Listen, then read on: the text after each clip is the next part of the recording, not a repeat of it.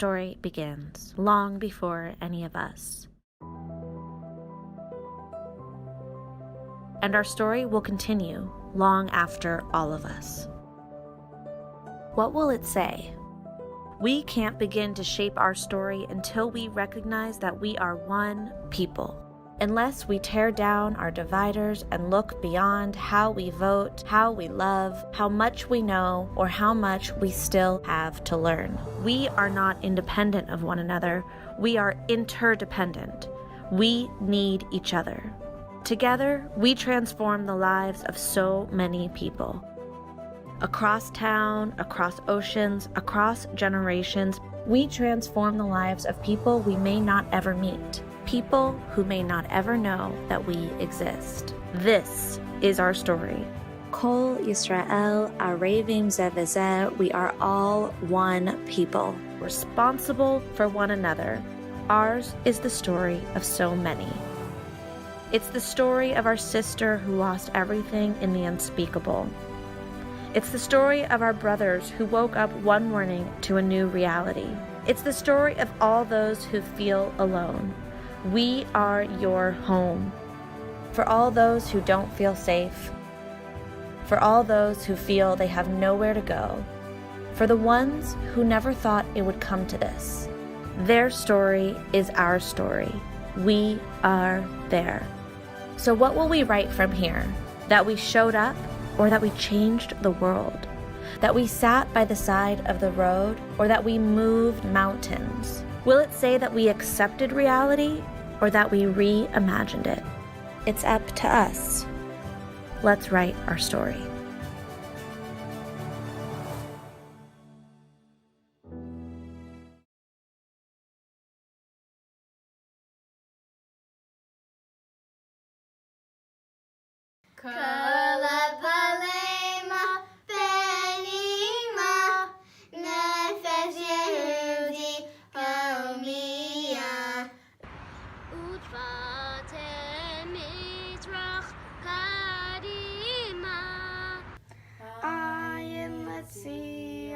Sophia.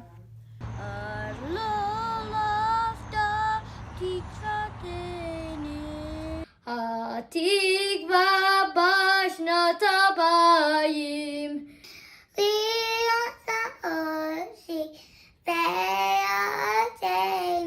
ארץ ציון ירושלים להיות האושי בארצנו ארץ ציון Jerusalem.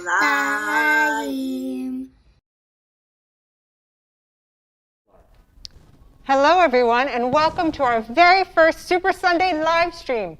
I'm Naomi Schachter, your co-host and co-chair. And I'm Dana Cohen, her better half. Seriously, I really want to thank the students from the Jewish Day School for starting our day off beautifully with the singing of Hatikva.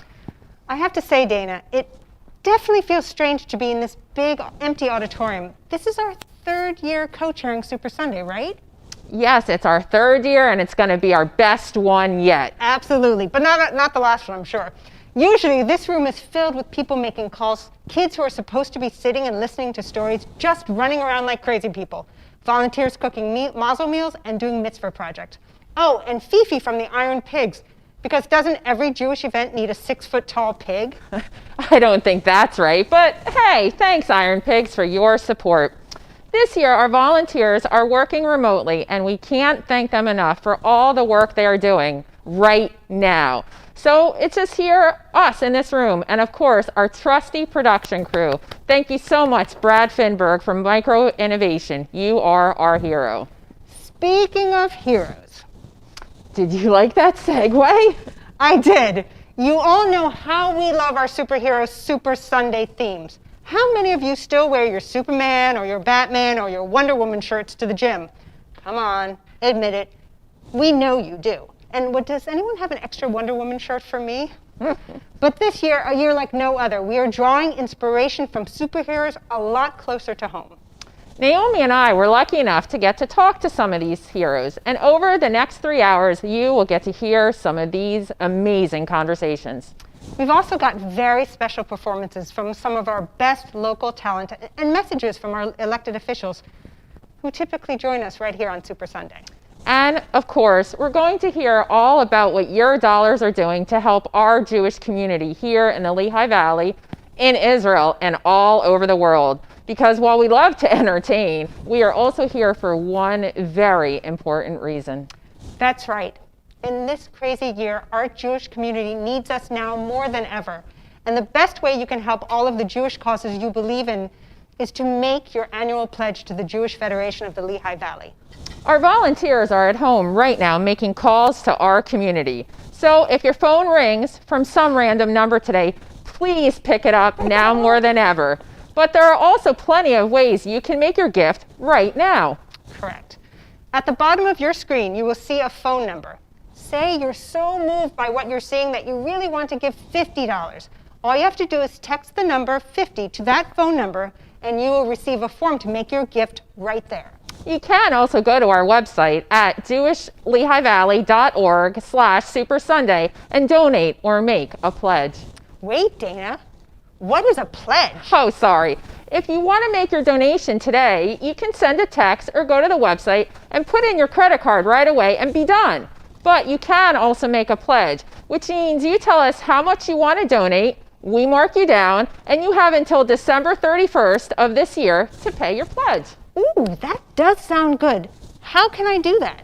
You can call the Federation office right now at 610-821-5500 or fill out a Make a Pledge form at jewishlehivalley.org/supersunday, and no credit card will be needed.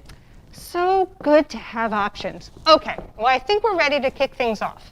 In this first segment, we're going to pay tribute to our healthcare workers who are truly on the front lines of this pandemic. They were faced with immeasurable obstacles and the weight of the unknown. We're talking with Dr. Bill Markson, a cardiologist and president of the Federation's Maimonides Society for Healthcare Professionals. And it may be quiet here now, but it wasn't this morning. We're also going to take a sneak peek at how Super Sunday started out when our volunteers and community center members dropped by the JCC. Plus, we've got a special greeting for you straight from Harrisburg. So, without further ado or me singing show tunes,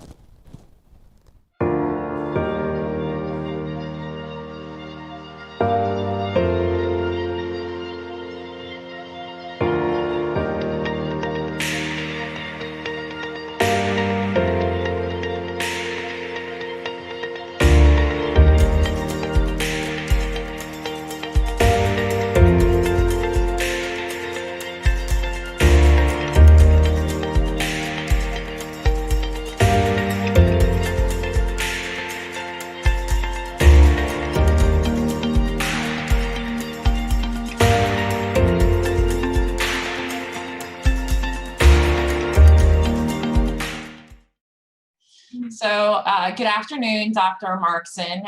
As I wanted to inform you, I am Dana Cohen, one of the co-chairs for Super Sunday, and wanted to thank you for taking time out of your busy schedule today to meet with me. I first also want to thank you and all the health workers who've been putting your lives on the line each and every day as what we've termed frontline workers. Can you give me an idea about basically what the last 10 months or so has been for you and the other frontline workers? I can give you an idea, but first of all, I want to thank you for what you're doing. It's not easy to be in charge of these kinds of events. And that is a lot of work, and it's a lot of work that you weren't accustomed to doing during your everyday. The last 10 months have been kind of peculiar. It's going on so long, I have to think back a little bit about what the spring was of last year and how things have evolved. So in the beginning, we, at least in where I am mostly stationed, we did a lot of planning for surging. And if you remember, we were under lockdown and the streets were quiet. And at least where I worked, there wasn't much COVID. This was up in Carbon County. at least in my field and some others, we saw a lot of neglect of usual conditions and people coming in too late with problems, especially with heart attacks or past the time. There was so much fear of being in a hospital that I think many patients tried to avoid it.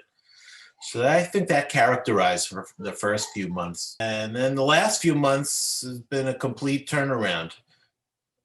COVID went from being something that was heavy in pockets to being, all over the place. And at least at my small hospital that I spend most of the time, we're constantly on the brink of being filled past capacity. Now that the vaccine is more prevalent, have you, if you don't mind me asking, have you yourself received the vaccine? And do you see more of the frontline workers, our heroes, are they getting the vaccine more and more? Yeah, I actually, a few days ago, I got my second dose. I can't tell you how excited I was to get the first dose. I mean, I really felt like it was some great seminal moment. I volunteered a few times in our vaccine clinic just to give some, and I spend a fair amount of my time. Well, I talk to every single patient about whether they are going to get one when it's available, and I spend a fair amount of my time asking every staff person that I run into, are they going to get it? Are they not? In addition to your expertise on talking to us about COVID today, you have an unbelievable role as the president of our Maimonides Society. So if you could just take a moment and kind of speak to your role as to that, and if you have any projects in mind for this coming year as president. Yeah, the Maimonides Society has been around for more than 30 years. It's been replicated in other parts of the country, as Aaron and Larry Levitt have told me many times. This was the first Maimonides Society in the country. Some of the founding members include Dr. Larry Levitt and Mickey Ufberg, there's probably a lot of names I should mention. I don't know who was part of the founding fathers and mothers of this group, but it's the healthcare division of the Jewish Federation. And there is a minimum amount of giving to be part of that. And we are happy to be supportive. Next month, we have our next Maimonides brunch, which is open to the general public, of course, is going to be on vaccinations. And I think that's really going to be interesting. We're going to review a little bit of vaccine history, virus history. Well, I think that pretty much has covered everything. I appreciate you taking the time. Our focus is really on our heroes for this year's Super Sunday. So I just again want to say thank you for taking the time. Before we close, was there anything else that you wanted to add? No, I wish the Super Sunday great success. I would certainly like all of my Maimonides members who have not pledged to please pledge so I don't have to call you. I don't mind calling you. At least you can do it from the comfort of your own home. For a friendly conversation, but right. Don't make me ask for the money. Right. Pledge well, thank you again. We always appreciate, the support, and, we wish you continued success. And, like you said, here's hoping that everybody is able to get the vaccine sooner versus later. Thanks so much.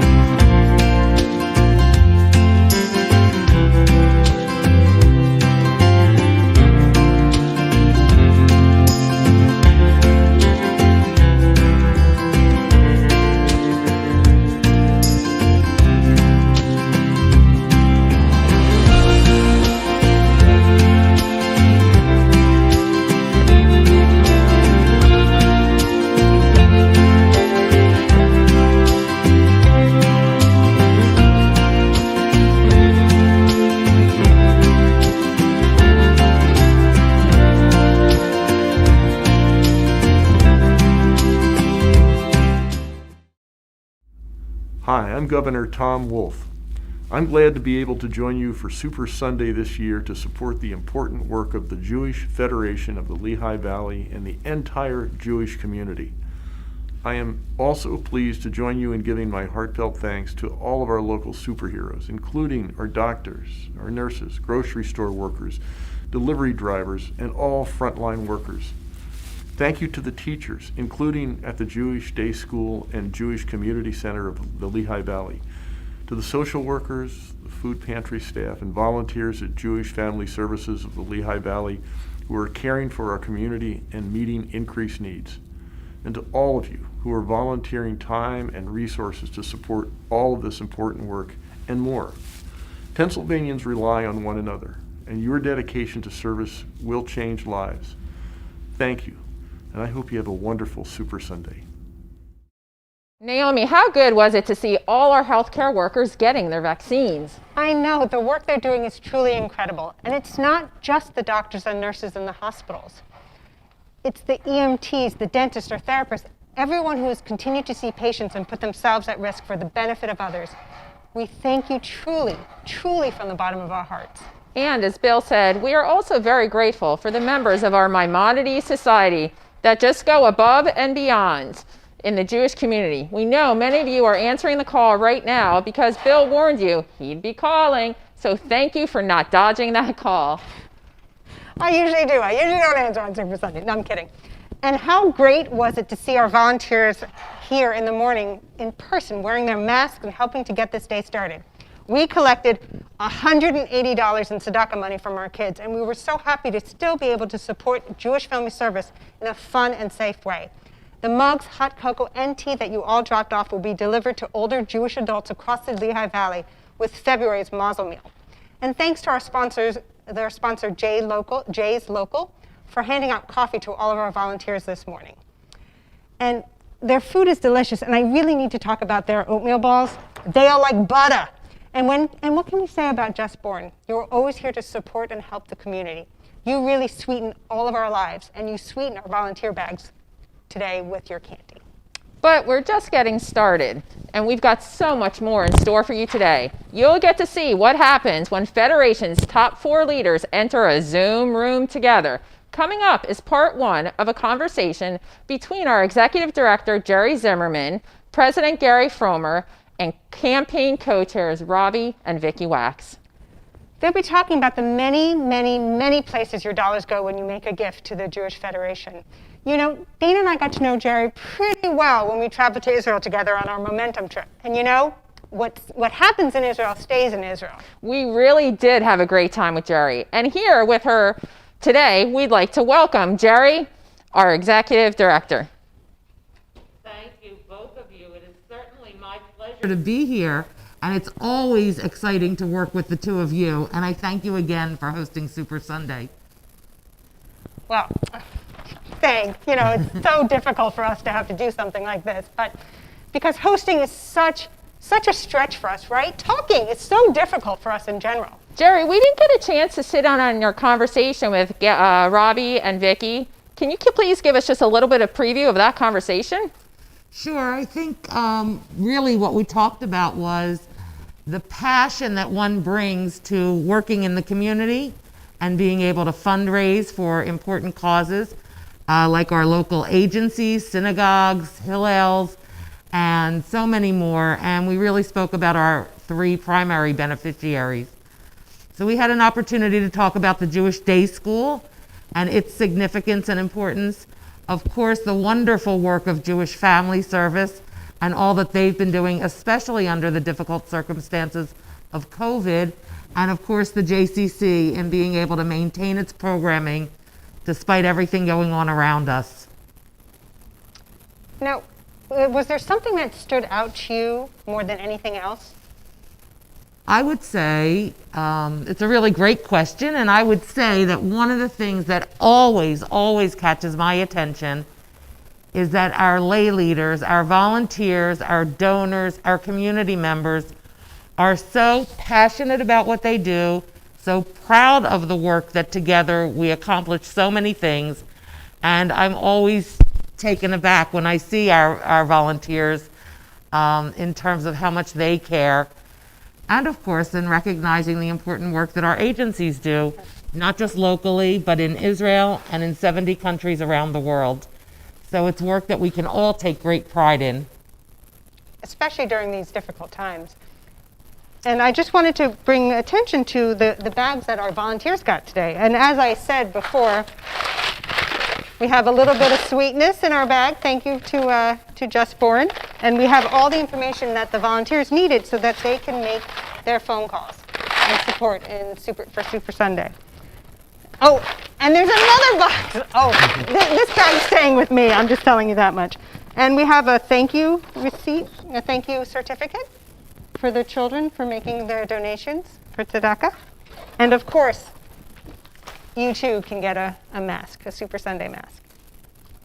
It's a great little bag. I think I'll be keeping it for you. Well, we can't wait to hear more. And don't forget, if you're also passionate about any of or all of the causes that the Federation supports, you can make your gift now.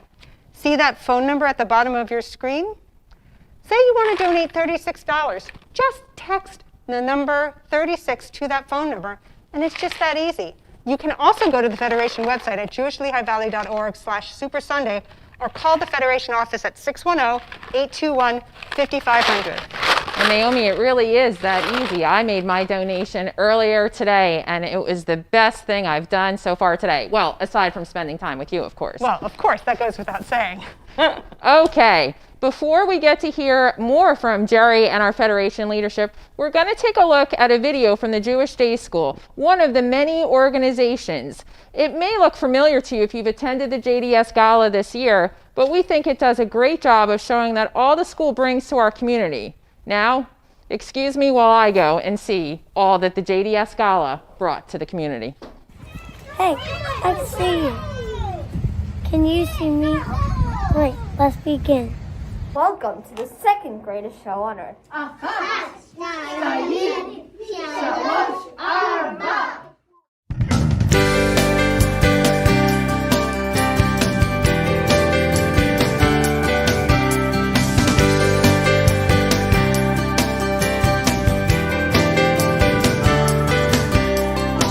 Look how far we've come.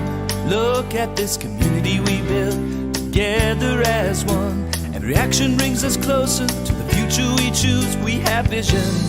We can imagine tomorrow today. Tomorrow today. Where will we be? The coming years. What change will we see? Tomorrow today. Our dreams can come true. And every single step is up to me and you. When we give, we will be strong. We can believe. Tomorrow today. I love the JDS. Thank you to my JDS family. Mazel tov, Joanna. I love going to school, my brother. For all the resources I have at the JDS. Seeds we plant will bloom for generations. Generations to come might have the memories we have. We have vision. We can imagine tomorrow today. Tomorrow today. Where will we be? The coming years. What change will we see? Tomorrow today. Our dreams can come true. And every single step. I'm so thankful for my JDS family. We can believe tomorrow today.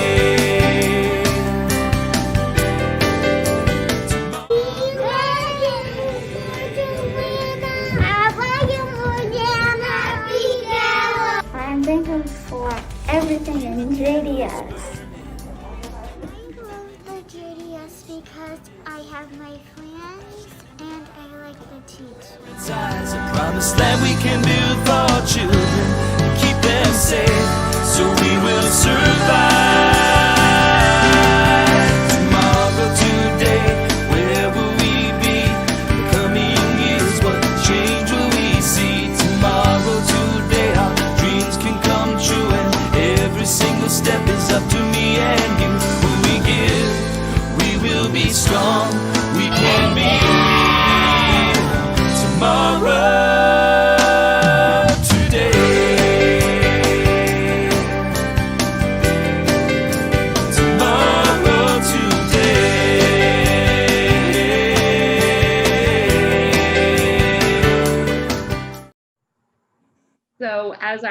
leadership that we are so privileged to have leading the Federation right now as we head into our 2021 Super Sunday. The real question I think that people might want to know is why you feel it's worthwhile giving your time and energy, particularly as volunteers, to raising money for our annual campaign. I think, Jerry, that we have to remember that our Federation is literally the central address to our Jewish community. Anything you want to know, anything you need to find out, no matter what denomination of Jewish you are, if you're not affiliated, if you are affiliated, our Jewish Day School, our family service, all you need to do is make one call to our Federation and you will find out all the things that we support and what makes us an incredible, thriving Jewish community. Vicki and I have the advantage and disadvantage of being transplanted New Yorkers. Vicki being from Brooklyn, where you could wake up in the morning and be Jewish. And, when you're here long enough, you can maybe get comfortable that it's really easy to be Jewish in the Lehigh Valley. But it would not be but for efforts made every day by professionals and by volunteers to make sure that we have a Jewish community center, a Jewish day school, a Jewish family service, multiple synagogues. Those things take an enormous amount of effort to keep running effectively with strong leadership in the Lehigh Valley. And the Federation is essential and has been essential for 100 years in the Lehigh Valley, more now, to assure that those agencies continue to exist and continue to make it natural to be a Jew in the Lehigh Valley. Well, and as somebody who is transplanted from southwestern Allentown to southwestern Allentown, I will tell you that I grew up loving a lot of the organizations that Federation supports, the JCC, the Jewish Day School, Pine Mere, which we talked about. And one of the struggles that I know I had as a young donor who had limited resources each and every year was why federated giving as opposed to giving to the causes that I like best. And a wise current, I think still current board member, Mickey Uffberg, said to me, federated giving is really important when you need to rally the community for the greater good. And you can't do that with individual organizations. You need a parent to come in and get the community to support what you want to achieve. And I think 2020, 2021 has never, at least during my lifetime, I haven't seen a period where that rang more true than 2020 and 2021, with our constituent agencies needing support and also our overseas partners needing support in such difficult times. And what a great opportunity for us having a strong federation that we can, through our annual campaign, support needs both here locally and abroad.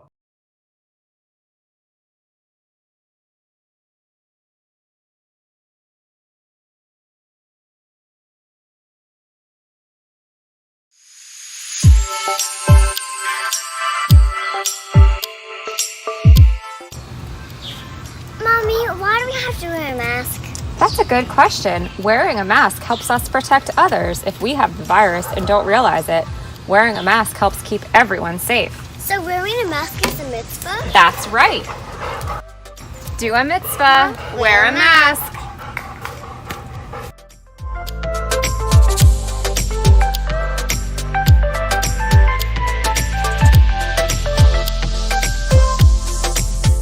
Do a mitzvah, wear a mask.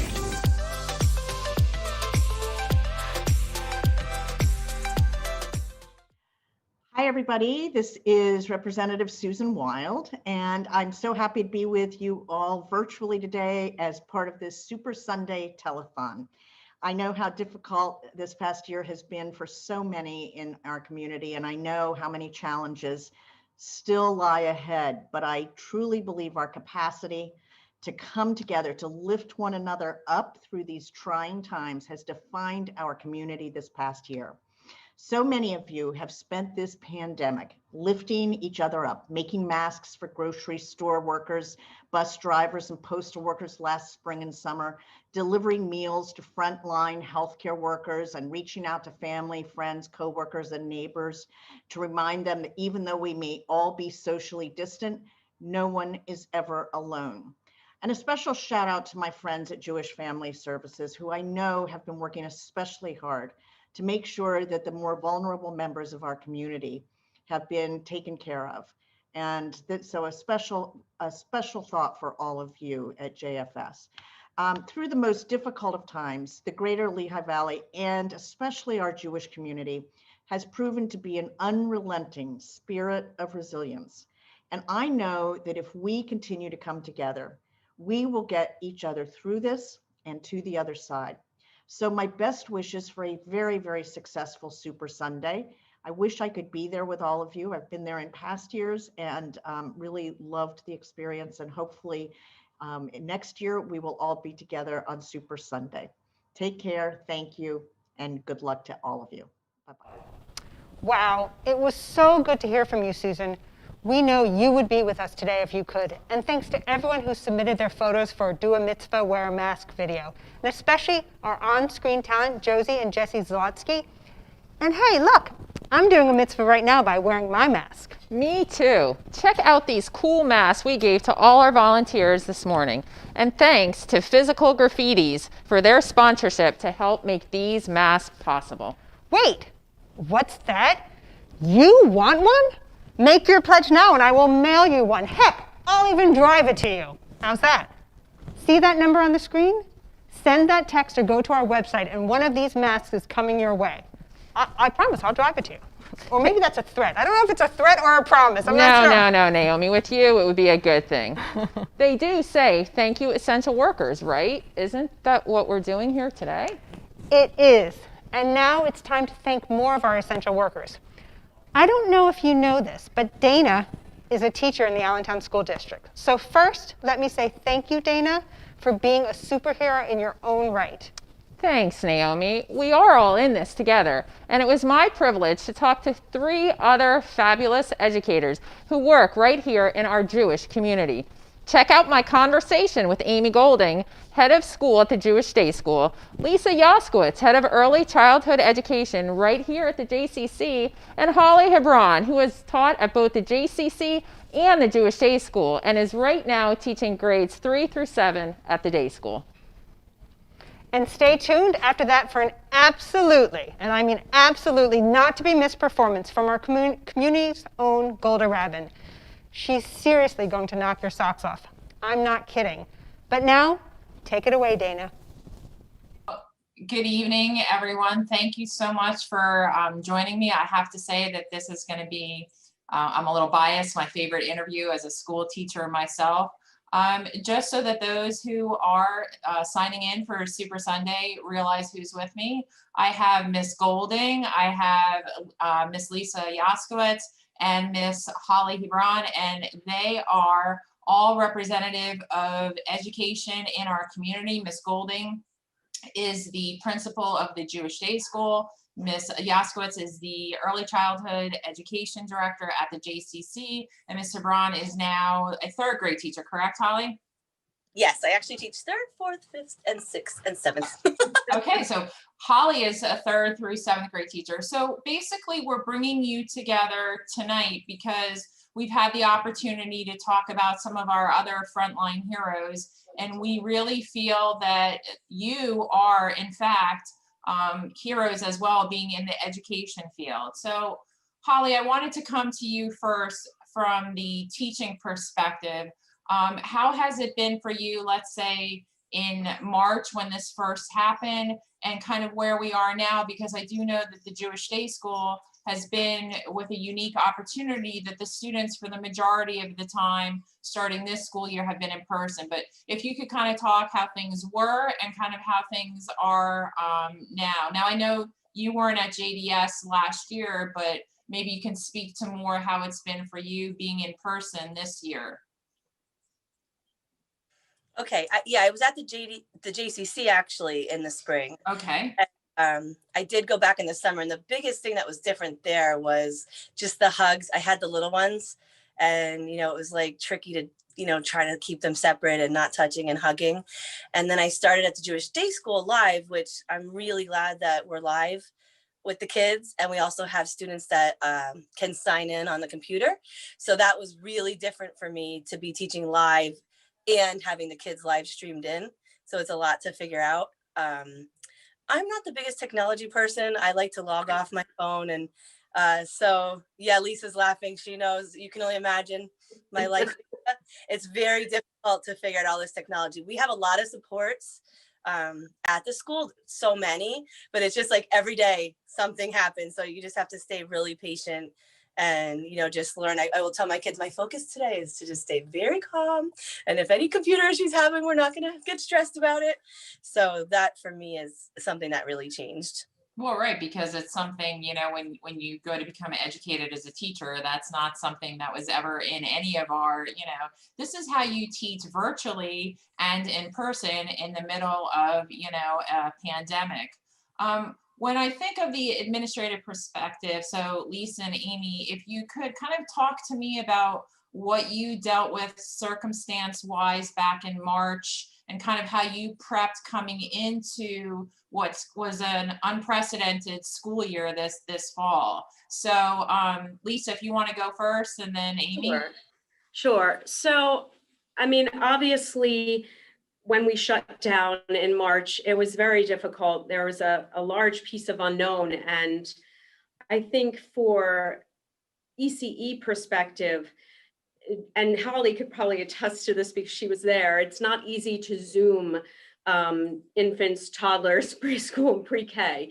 But I have to say, when you speak of frontline workers, the teachers are the ultimate heroes in early childhood, because we've been there through it all. I really have to say, I'm so proud of their creativity, their dedication, and their loyalty. And we can't be 6 feet apart in ECE. Our job is to give those hugs, is to give the comfort, is to give the support. So we are expected to do that, and we continue to do that. And when we reopen June 8th, I have to say, knock on something here, we have not had a case of COVID in our ECE center. I myself had it back in March, but we were home at the time.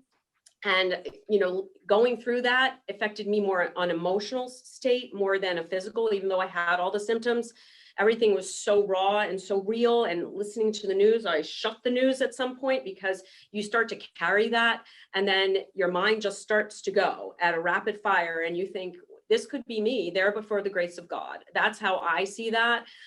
So, you know, coming together as a group, and that my teachers just went in and they wanted to be there, and they haven't turned their back. Nobody's left. And they are really the true heroes of the education world. ECE is very misunderstood. People still think of it as babysitting.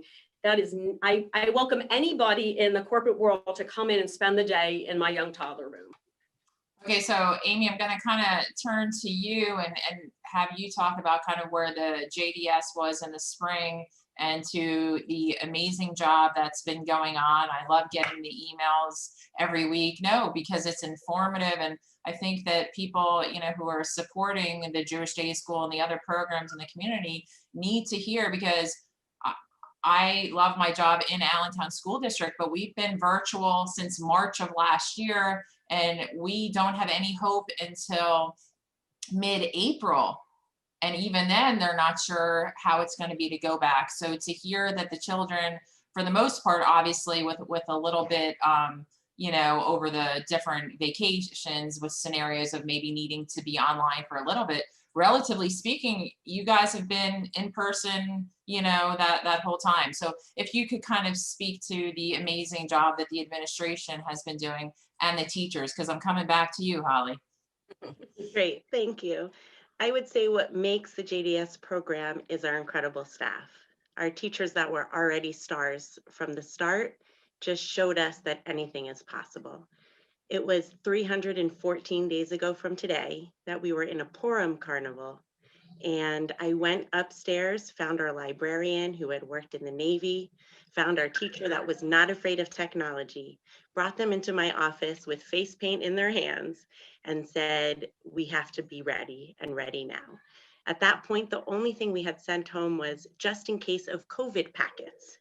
And they had worksheets in them that would probably get our families through 2, 3, 4 days of learning. I told these 2 teachers, can we do it? And they said yes. I said, great, we have 2 teacher trainings, that's it. We met with our staff after school the next 2 days. We found every laptop that we owned in our school, got them chargers and got them ready. We contacted every parent to see if they needed a computer. And we sent all of the children home on Friday at 1 o'clock to get them ready for us to close. We had planned that we thought we might close for 2 weeks. And at 3 p.m., the governor announced a mandatory shutdown. So because of those 2.5 days, we felt ready and prepared. That's how fast we were moving. Amy and Lisa, what about the 2 of you as you've now, really progressed into this school year? Do you find that there are any more challenges, or do you feel that you've kind of settled into a good place as far as your preparedness and kind of how your students, have adapted and how they're succeeding now that they're, a good portion of the way through, about halfway through the school year, a little more than halfway? I can speak for the EC and just say that it just feels natural right now. Unfortunately, I know we're using the word the new normal. If there's an advantage to mask wearing, of course, for protection against COVID, the other advantage in ECE is that hardly anybody, children or adults, have gotten a cold, have come down with anything. Last year, we were bombarded with flu cases, one after the other. But I have to say, since wearing the masks, not even any of my teachers have been ill. So I know we're going to be wearing masks for some time, and who knows for how long. So this is just business as usual. The spirit of my ECE is still vibrant and strong. Children are excited when they walk in the morning, and then I know I've done my job when we're still doing our job. Does that make sense? Of course. Work every day. Right. Excited to be there. For myself personally, I'll be 60 next week. I've waited 40 years to have my dream job, and I have it now. So not that everybody has to wait till they're almost 60, but clearly this has just been a lifelong dream of mine, and it's finally come to fruition. Well, and it speaks volumes because you had the support from the community that you're able to say that while all this is going on. Correct. That's an amazing thing, to speak to. Amy. There's no more shared markers, construction paper, and crayons, dry erase boards. Everything is individualized. We refill those.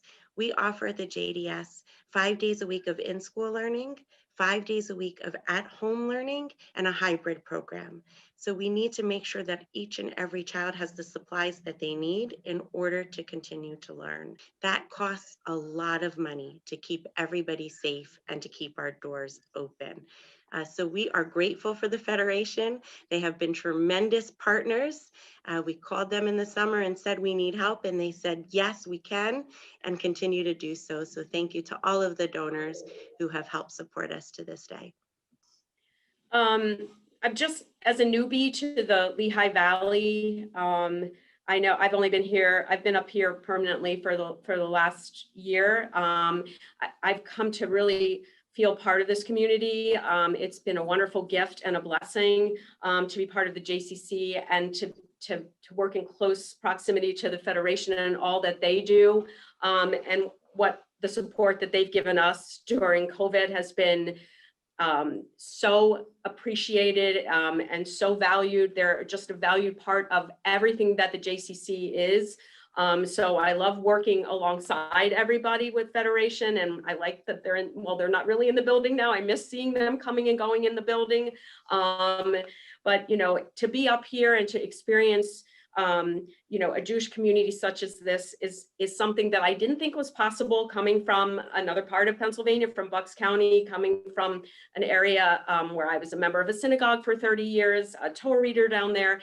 And I myself am now a member of Temple Bethel. So I've been able to do that. And they gave me an honor of chanting Torah on Rosh Hashanah. So that was amazing too. So I just feel welcomed and loved. And I know that the JCC appreciates everything that Federation has done and continues to do, and my teachers as well. Holly, we close out with you. Anything else that you wanted to add? Okay, I feel the same way as Lisa. I was very, very welcomed in the community at the JCC, and the JDS is just a continuation of that. It's so much love and family and support. And I think that it's just I'm so happy that we're live with these students. I think that it's just absolutely so necessary. And it's just, you build relationships in such a different way when you're with them every day. And also helps to connect with the kids at home and to understand for us to be able to do all this together. But we are doing it's just really neat. And I think that it's not great always, with the kids being on the computer so much. So we take computer breaks and, we just do all kinds of things to try to help the kids. And we have a full-time guidance counselor, which is actually one thing that's so important because the kids at home and at school all have, so many of them have so much anxiety. And I just think there's a lot going on in the world, but with COVID too, and just worrying about things. So we're just so lucky that we have such a nice community and the kids get to, go to school at home and in person. It's really nice.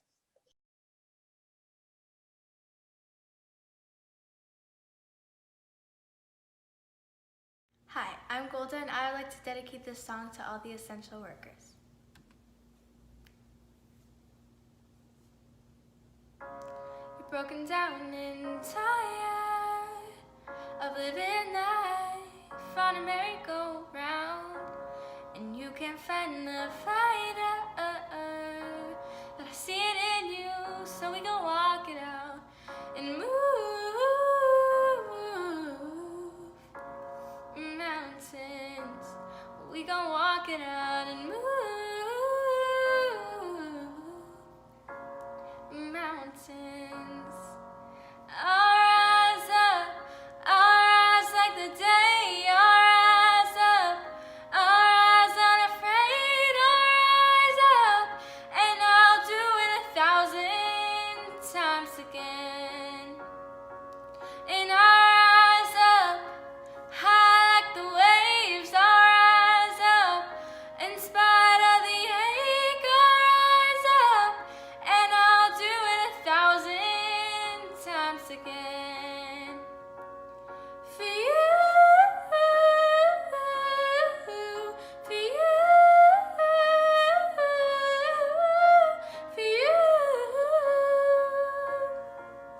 for you. And the silence isn't quiet, and it feels like it's getting hard to breathe. And I know you feel like dying, but I promise we'll take the world to its feet and move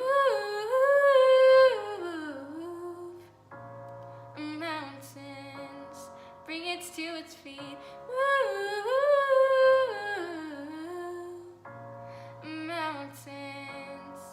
And I'll rise like the day. I'll rise up, I'll rise unafraid. I'll rise up, and I'll do it 1,000 times again. For you, for you,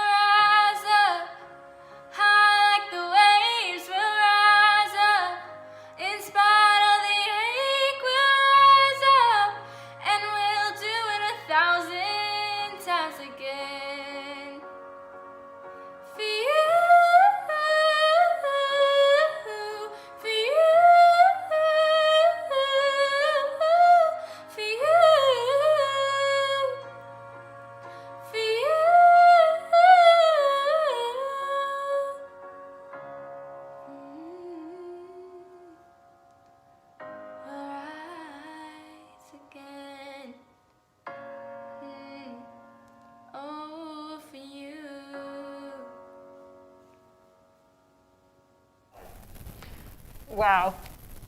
I mean, wow. I have chills. Are you crying or is it just me? I know it doesn't say much for me to cry, but it was so beautiful. And that song is by Andra Day, and it's just perfect for this moment. And Golda did an amazing job. That voice speaks to you and it inspires you, and I hope it inspires you to call in. And we're about an hour in here, and your pledges are coming in. So you've already been texting us, calling us, and going to the website. And I know many of you are answering the call from volunteers who are working so hard to bring in every dollar they can for the Federation's annual campaign. Naomi, should we get an update? Ooh, that sounds like a great idea.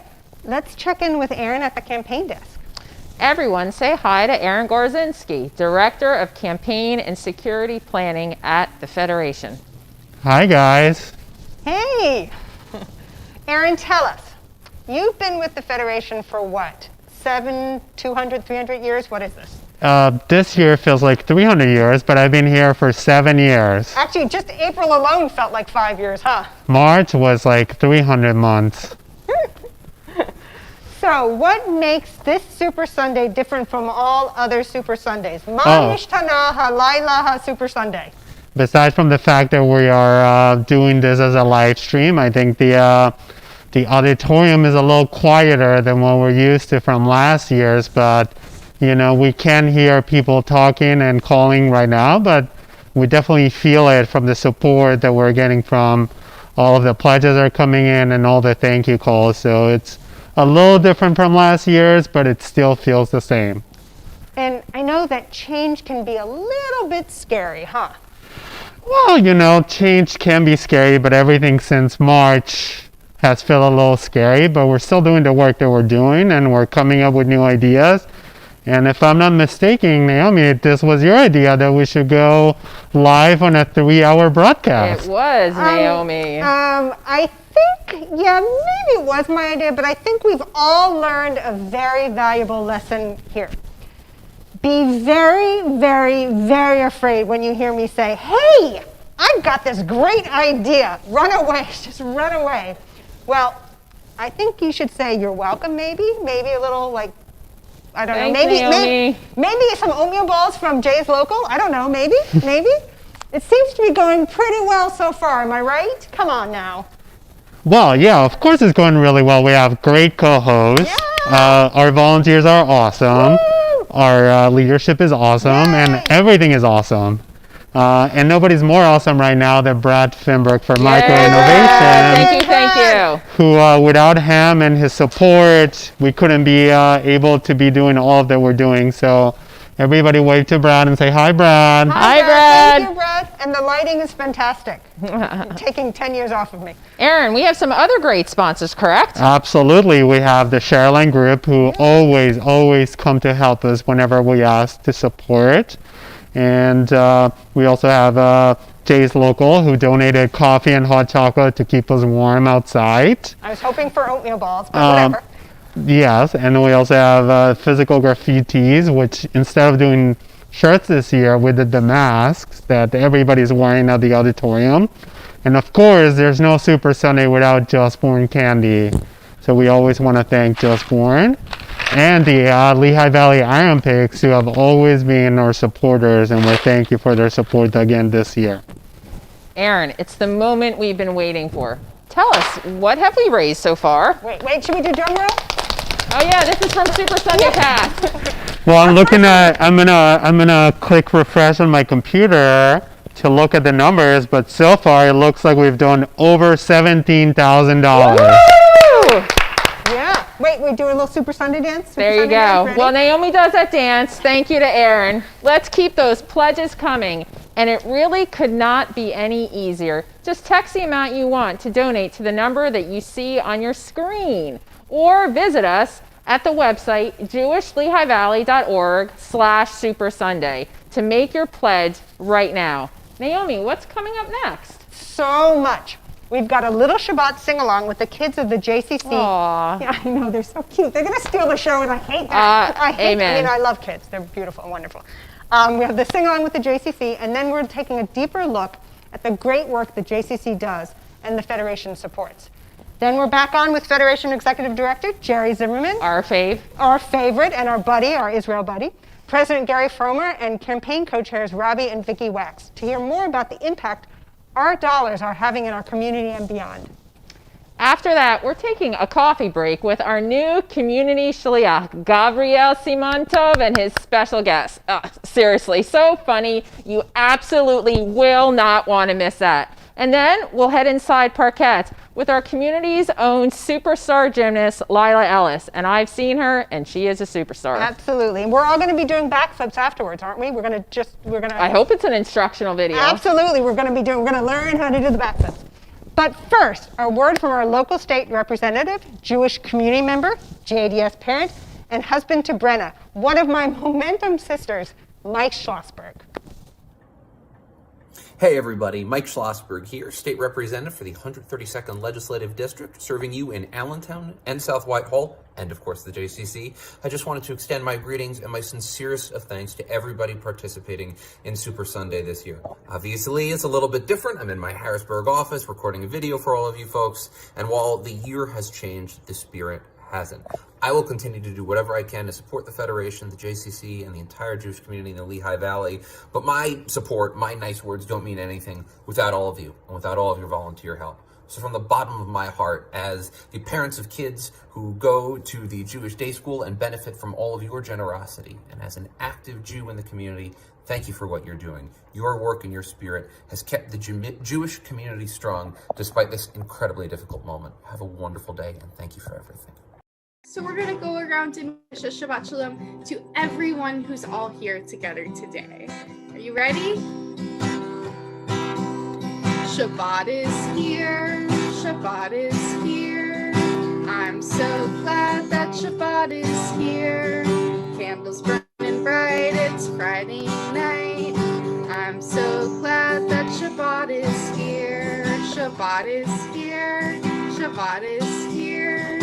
I'm so glad that Shabbat is here. Candles burning bright, it's Friday night. I'm so glad that Shabbat is here. Shabbat Shalom to infants. Shabbat Shalom to young toddlers. Shabbat Shalom to older toddlers. Shabbat Shalom to preschool.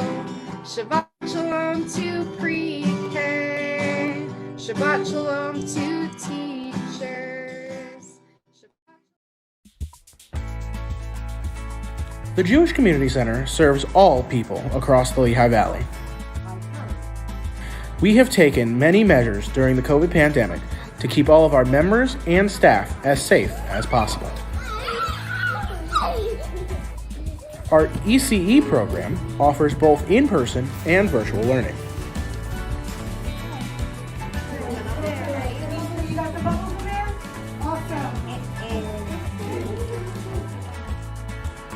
Our comprehensive wellness facility offers many options for its members, including a COVID-compliant gym, as well as a COVID-compliant pool. Class goes beyond that, so we're focusing on the entire core. So we've got your stomach, your Programs for older adults include Friendship Circle, which meets monthly, as well as other many fantastic older adult programs. With the help of the Jewish Federation, we are proud to say that we are able to keep the Jewish Community Center of the Lehigh Valley functioning properly and safely.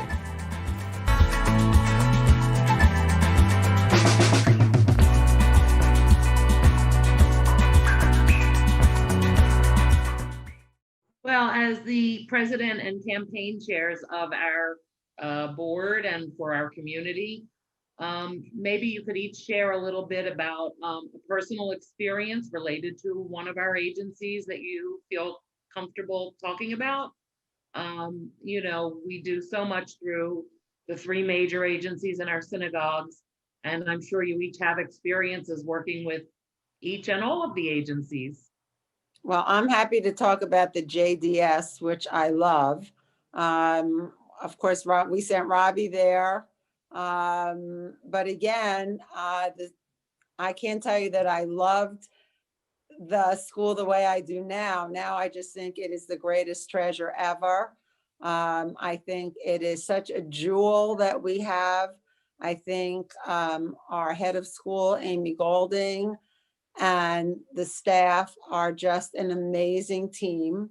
And again, I wish I could be a student there because there is so much good and wonderful life experience, Jewish experiences, community experience that happens there. And I wish that every child had the opportunity to spend at least some time at our JDS. You know, if Amy Golding watches this, we paid for what, 8 years of education for both of our boys at the JDS. We're willing to pay for my mom to go back there too. Right. I meet young physicians all the time who are interested, hopefully, in coming to the area. And any Jewish physician, even if they're not going to use our agencies, always ask on tours, can I see the Jewish Community Center? Can I see the Jewish Day School? Can I see some of your synagogues? Because without those things, there isn't the expectation that we have a vibrant Jewish community. So those organizations are incredibly important, not just for the services they're doing each and every day to all of their members and constituents, but also for our ability to continue to have a strong Jewish community in the future. Yeah, for me, it's behind the scenes, the things that the staff and our supported even national and international agencies are doing with our money to some extent that we don't even know about. A couple of recent examples over the last couple of years, a couple of years ago, before COVID, we had a crisis in Venezuela, which continues, that Venezuela has some real issues generally across the population.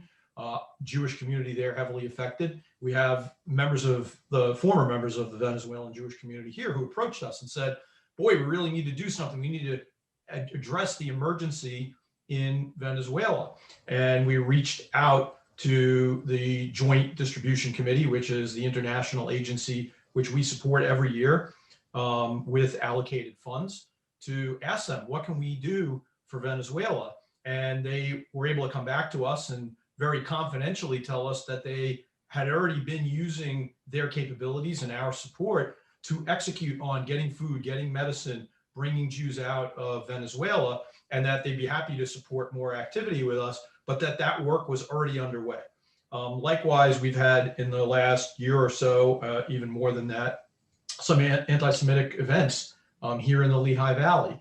And people ask, well, what are we doing about those? And we've put out some statements on them and the like, but our organization already each year organizes events for education in schools, works with the clergy and clergy outside the Jewish community to hold events, Zoom meetings and the like, to educate people about anti-Semitism. And so the things that we are doing every day are the effect of our ability to organize ourselves and to provide annual support. We allocate that support through an allocations committee. The large majority of all funds get allocated to these activities. And we're very efficient in how we operate in order to make sure that every dollar is used as productively as possible for these efforts. And we couldn't do it without the support of the entire community. That's for sure. And we're really lucky because our community is particularly special, I think, in the way in which people come together and the way in which they support all of the needs of our community, as well as the Israel and overseas needs. I get so much more out of giving on a personal level, knowing that I'm doing something in my small capacity to make the world a better place. There is something for everyone at Federation, and I've always said that no dollar goes further in helping people. I guess I say that's the highest form of tzedakah. Giving a gift to someone you'll never know and that they'll never know you gave it. And I think Federation allows you to do that every day.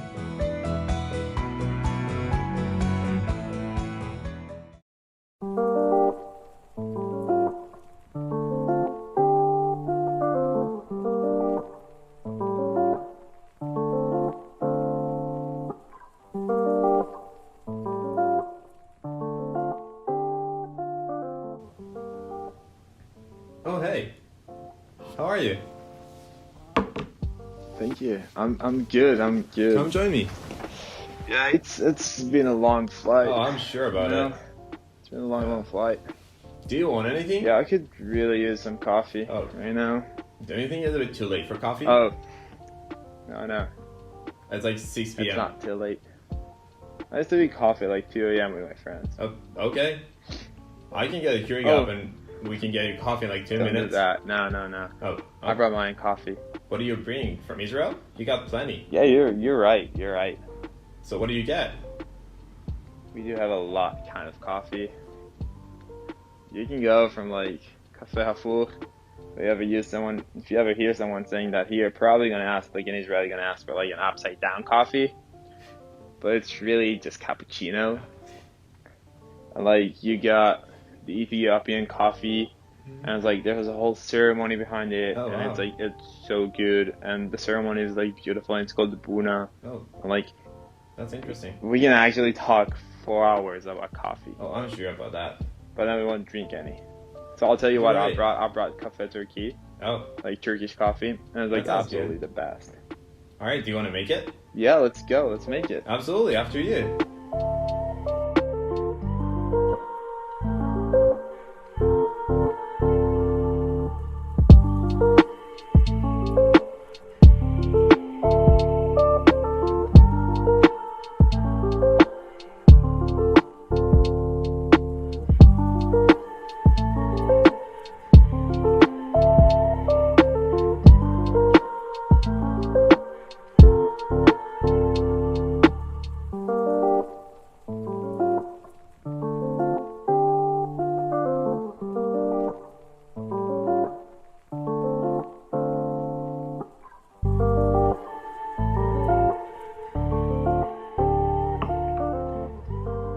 Yeah, Oh, wow, that smells that's so the good. best smell ever.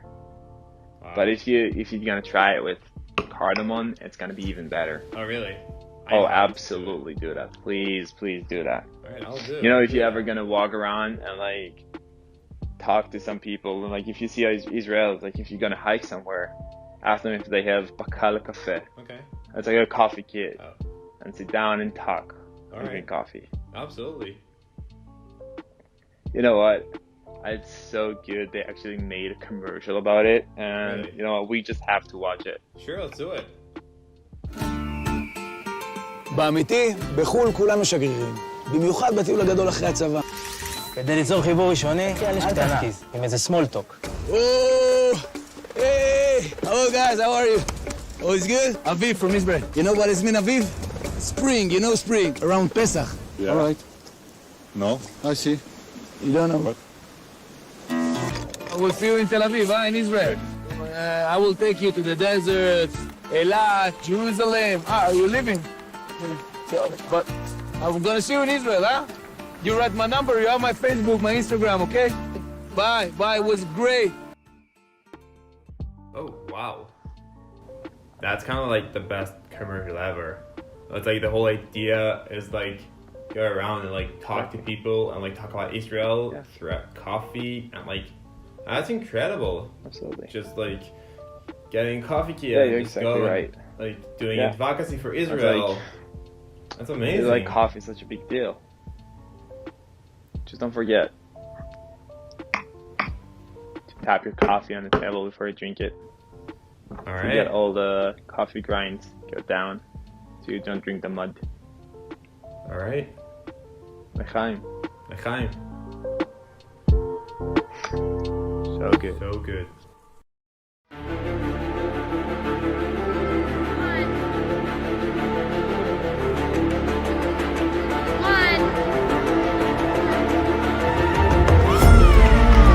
Come on, Lila. Come on.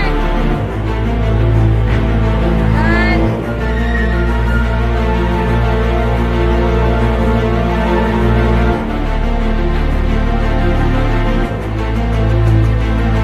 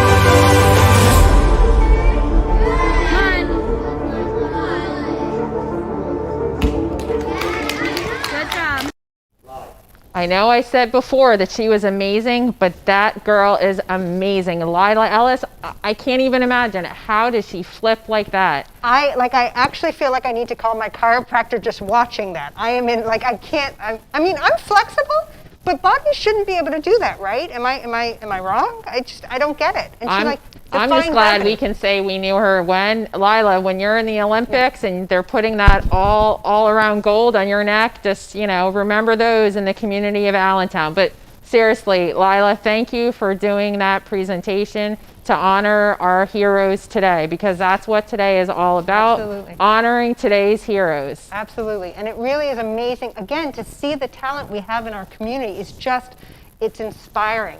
But can we just take a moment and talk about Gabriel and his alter ego? I mean, one of him is great, but two Gabriels is like outrageous. I mean, come on now. If that's not the ultimate I'm losing my mind in quarantine video, I don't know what is. I mean, it's a little bit of like all work and no play makes Gabriel a dull boy, so Gabriel now needs to be two Gabrieline. Would that be it in Hebrew? There you go, there you go. Good grammar, good grammar. Gabriel, come on, tell us. How was your coffee date with yourself? And why do you know so much about coffee? Let's talk. Let's talk now, Gabriel. Well, I say my coffee day was pretty good. It was pretty fun to make, and it was good coffee. Although it was about 10 p.m., and I drink that coffee after. But I love coffee, and coffee is such a big part of like culture in Israel. Like as the video says, like we drink coffee like always. Like with my friends, whatever we're doing, we can just hang out and like play board games for one night and then like 2 a.m. drinking coffee, because that's what it is, or just going outside and we can call each other like, hey, let's go for a coffee, and just go down and make some coffee and sit and talk and have fun. But okay, so for those who don't know you, let's just get to know you, and we'll do some coffee talk. So let's coffee talk with Gabriel. So Gabriel. Yes. Where are you from? From Israel, from a city called Ramat HaSharon. Okay. It's right, let's say, north to Tel Aviv, and it's really pretty small, kind of like a suburb. But mostly we go out to Tel Aviv if we want to go and do stuff. And where do you go in Tel Aviv? Like what's your favorite coffee in Israel? My favorite coffee in Israel probably will be one that I make my own. But we got some pretty good coffee shops in Israel, all kind of like those new, I would say hipster kind of coffee, but they're really, really good. Okay, so in Israel, if you were to have a perfect day, now what would that perfect day be? I think I'll go with my friends, probably early in the morning, go to the beach, just sit around, chill, play some matkot. It's a really fun game to play. Maybe a little bit of going inside the water, depends on the weather and the waves. But go get some coffee, have some lunch, maybe a good falafel. Then probably go rest somewhere, maybe go to my friend's apartment. We really used to play Settlers of Catan. So we're really into that. So go play a game of that. Get some dinner, I would say. More coffee, probably. I was just going to say, there needs to be another time for coffee in there Absolutely. somewhere. There's always Naomi, coffee. I think coffee is the theme. Gabriel, what about, aside from Israel, let's explore beyond Israel, because I know Israelis love to travel. Where outside of Israel would you say that you've had some of the best coffee that you've ever had? Besides Allentown, come on. Besides Allentown and the coffee that Gabriel makes, where else? That's a hard question. I would say probably in the United States as well. I got some pretty good places for coffee. Beside Allentown, I found a good place in Bethlehem that I really liked. So that's good. But probably in the United States, not a lot of countries have a good coffee. And not that I visit that have a good coffee, I would say. Now, is there a time of the day that you're like, nope, I'm done. No more coffee for me? I don't know. I'm kind of trying to move on to tea in the evening, but He's moving on to tea. I like that. It's like, yeah, I'm trying to get tea. he's trying. He's trying. He's opening his mind to the opportunities of tea. Yeah, it's working some days not. Some days I'm just gonna stick with the coffee. Now, I have a question in terms of What has been most interesting for you coming to America and especially coming to the Lehigh Valley? What has been something that stood out the most for you? I would say the obvious, I think, but it's obvious for Israelis because I think the cold. I think that's pretty obvious, but it's freezing outside. Like, I never experienced such temperatures, and I never experienced snow before, and I'm excited for the snowstorm it's going to be. So that's really cool. This said from a man who does not have children or like deals with schools or snow days. So I understand his joy. And I would love to see him do a snow angel. So when it snows, Gabriel, for those who don't know, how tall are you, Gabriel? I'm 6'4". So the 6'4" tall Gabriel, I would like to see a snow angel. You got it.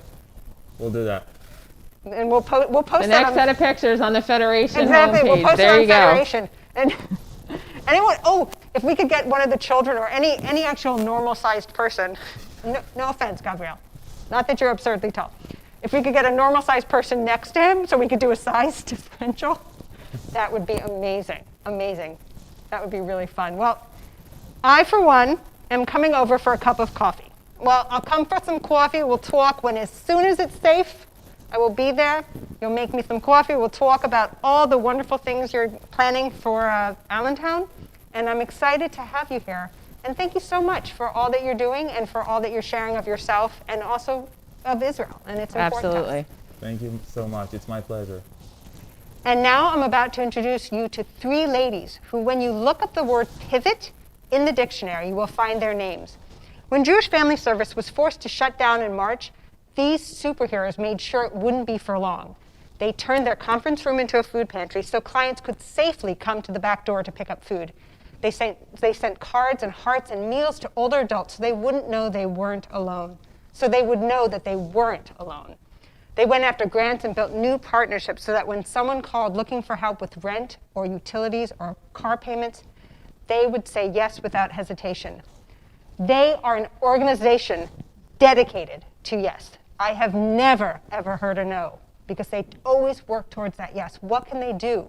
So without a doubt, the beating heart of our community, take a look. When the pandemic first started, what was your initial emotional reaction? And then how did that change as the pandemic continued? I don't think I emotionally for a while felt anything. I think it was put your head down and problem solve the problem. Like, what was the first thing that needed to be done? What was the second thing that needed to be done?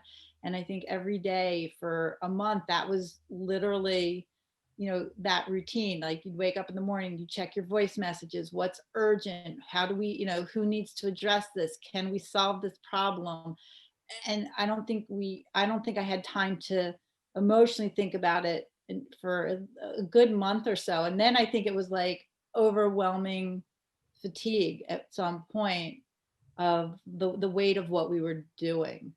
And that this was important work. It had to get done. Nobody else was going to do it. That was our job. And I think, you just kind of hold on till you get through.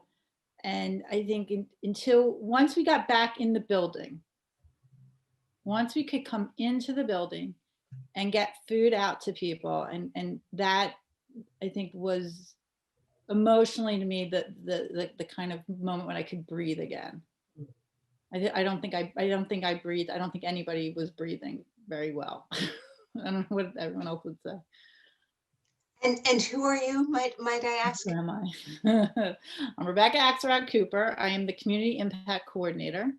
What falls under my direct kind of daily responsibilities: the food pantry, case management, direct financial assistance, and I work pretty closely on the database, which in this case, during pandemic, the database became pretty critical at that point. Okay, thank you. Chelsea? I'm Chelsea Karp. I'm the volunteer coordinator for Jewish Family Service, and I also write grants with Debbie for our agency. And I think that that's what was one of the most amazing things to me, is that during a crisis, there is a lot of opportunity for financial assistance. of course, from the get-go, we had Federation right there with us, arm in arm. And they issued an allocation that would allow us to give money for Jewish Human Need that Rebecca, as part of her role, was able to give in the form of rent and mortgage payments. And so that was one area that, you know, we didn't have to worry. We didn't have to wonder, how are we going to help people? Because we knew Federation was right there on the front lines with us.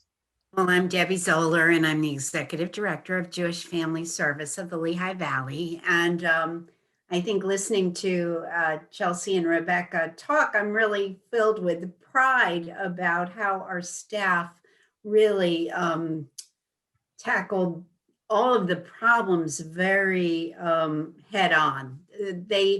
I think when you ask about what the initial feeling was when COVID hit, I mean, I think for me, it was fear, and it was scary, and I felt vulnerable, and also committed to how are we going to run this agency in a very different way.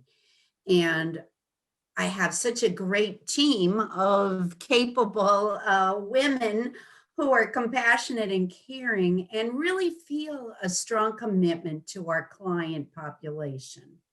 And I think the fact that we managed to serve our client population throughout this time is pretty astounding. And we really had to find new ways to serve them. Chelsea and Rebecca really mobilized the office and the food pantry and the financial assistance, and got people coming in a safe way back to the building. But in the meantime, myself being also maybe a little older, so a little more cautious, I was sitting on the telephone talking to people who were in need. Our other social worker, clinical social worker, and myself, who see clients for therapy, we started learning about teletherapy. You had to sort of switch things up using technology. And did you find that difficult when you have an older client base to sort of integrate? The only way to reach people is through technology. And I know for myself, just trying to explain things to like my parents, and constantly the unmute button. And I mean, yes. Did you see the problem with? I still struggle with that. I didn't know a Zoom from a boom, but I've learned. And in order to stay in the game and to keep yourself relevant and helping people, I mean, our goal is to reach people. If you could have told yourself one thing in February of 2020, which does in fact feel like 20 years ago, it feels like yesterday. And also 20 years, because April alone felt like 5 years. I don't know about you, but April felt like 5 years long. But if you could have told yourself one thing in February of 2020, what would you have said? That this was going to be a really productive year for us.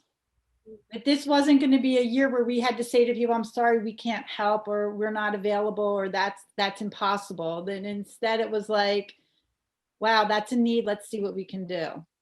And I can tell you, in March and April, I don't know that I would have thought that way. Looking back, like I said, and we felt like we got back to business as usual to some degree by the summertime, and that we could start thinking about things coming up in the future and some of our normal programming and high holiday, I think we were, it was really surprising when we look back to see how quickly we really got our footing and got down to the, business again. It sounds like the year of impossible became the year of possible. Like you wouldn't have thought it, but you made it possible. JFS made it possible. Yeah, I'm trying to think if there's anything that was impossible that we couldn't figure out. And it's hard to think that we didn't figure it out.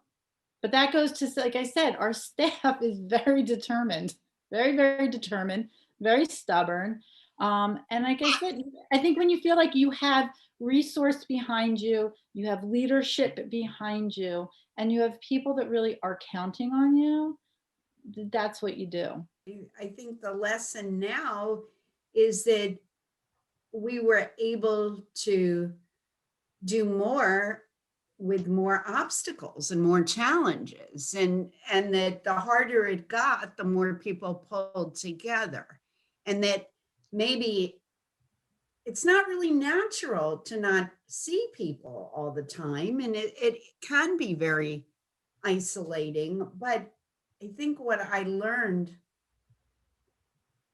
is that you still can, it's all about relationships. I mean, I think I knew that, but I think it's reinforced it even more, that it's how we relate to the people that we care about and how we make people feel cared for, whether we're holding their hand or hugging them, which we haven't been able to do for a very long time, or whether we're just talking to them and trying to be safe with them. So it's really how we communicate our positive feelings.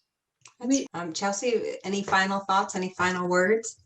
Well, I think it's very common here at Jewish Family Service for staff people to be very vocal about loving their job, loving their work, loving their coworkers.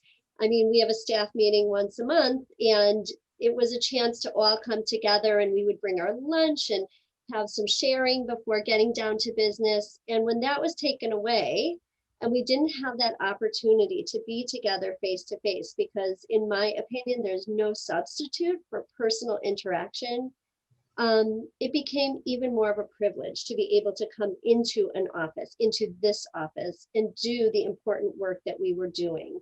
So it really just reiterated for me and doubled down on a feeling that I know that I am just so very grateful to have this agency to be able to be a part of. Well, I will speak on behalf of the community and on my own behalf. I am grateful for the work that you do, for the people that you are, for what you bring to the community and what you share with the community. And I'm not going to cry, but I'm trying not to cry. I'm doing that, like, I think the pandemic has shown us how special we are and how connected we are, even though we are disconnected in the literal sense. We are disconnected. I definitely feel that JFS and the Jewish Federation work so hard to keep our community connected, to keep our community not just surviving, but thriving. And the work that JFS does is so, I'm not gonna cry,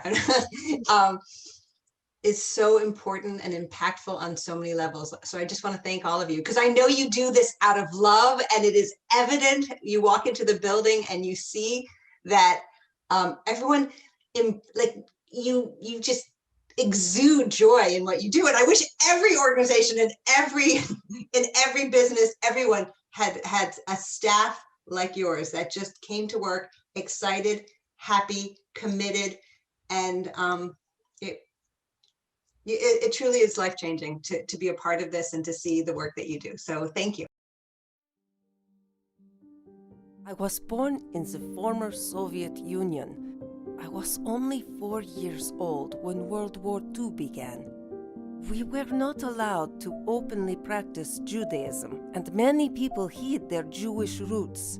I heard stories that life in Israel was like a fairy tale. So I made Aliyah with my daughter. When we first arrived, I struggled to afford a tiny apartment. After a few years, my daughter and I moved to Amigor. It was the first time that I felt at home in Israel.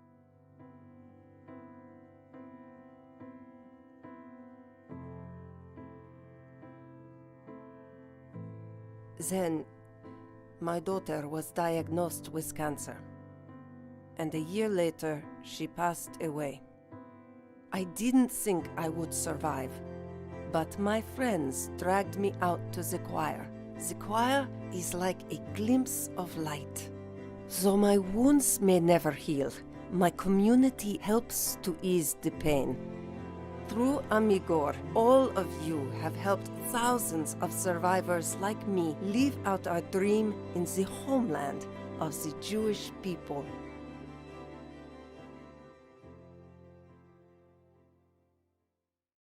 Hi, this is State Representative Ryan McKenzie. I'm sorry I can't join you for this year's Super Sunday. As many of you know, I've been a part of Super Sunday for many years since I was elected to office, and I've always enjoyed making calls on behalf of the Federation. It truly took a pandemic to get me away from making calls. I want to take this opportunity to wish you good luck, especially since this year's theme is about honoring first responders in our community, many of them members of the Jewish community. I'd like to extend my thanks to the first responders in our community and all of you for the work that you're doing on behalf of the Federation today. I wish you much success on this Super Sunday. I hope to see you again next year. Wow. Rosa's story really got to me. It's amazing how Federation is able to help so many people around the world. And most of the time, we don't get to hear their story. But everyone has a story. And you're making that possible. Your gifts, your generosity are helping people like Rosa in Israel, in the former Soviet Union, in Venezuela, and in 70 countries around the world right now. That's right. So if you want to help, you can text the amount you want to give to that number on the screen right there. Or you can go to jewishlehivevalley.org/Super Sunday to make your pledge right now. And a shout out to all our volunteers who are still at home making the call and raising money for Federation today. You are all heroes too. You know, it's funny when when you said make the call, I did this phone thing and I was thinking, I don't think people under the age of 25 know what that symbol is. More like this. The more like this, or like, you know, holding it like this. Or do you know, I don't think anyone knows what this would be. Do you know what that, you know that? When you drive up. To dial a. No, when you go, what? No, when you go up, you drive up and you roll down your window. Oh. Like they definitely, yeah, no. There's no rolling down the window. I thought about that. It doesn't work that way anymore. But I want to say, though, one of the most special things our Federation dollars support is our partnership with the Yoav Regional Council in Israel. Dana and I both feel a deep connection to the partnership and have developed friendships with the people there that will last a lifetime. First, we'd like to take a look at what our partnership is about and how our communities stay connected. And then we're going to check in with Miriam Zager, the chair of the partnership in the Lehigh Valley, and Amit Yaniv Zahavi, the partnership director in Yoav.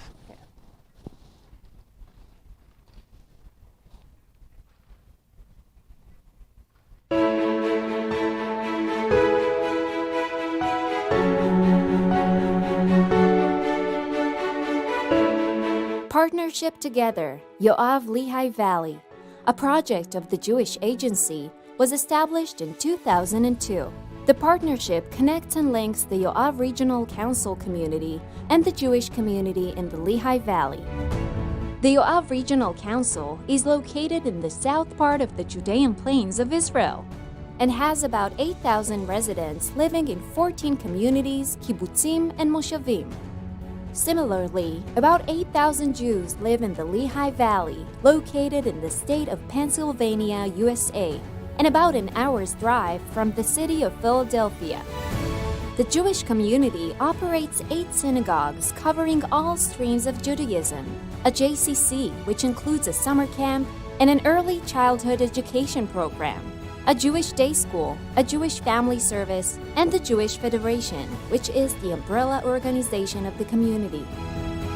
The partnership is led by a steering committee made up of volunteers from both communities who have made a connection that has become meaningful and warm over the years. Personal and close relationships were formed in joint activities and multi-age educational projects.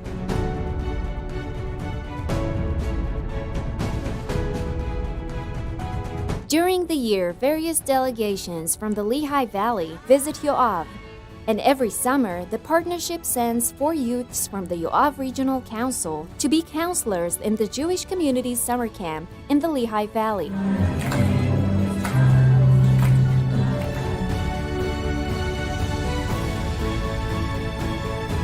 In the Yoav Lehigh Valley Partnership, we have community initiatives, events, and meetings in areas of Jewish renewal, leadership development, and community empowerment. In partnership with Momentum, women from both communities travel together along Israel's length and breadth.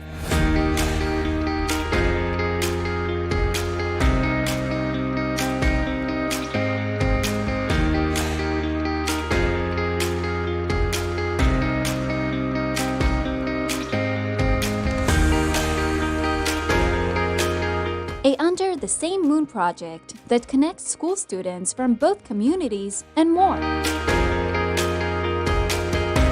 The encounters create a single family identity with a shared sense of destiny that enhances the mutual connection, understanding, and cultural connections.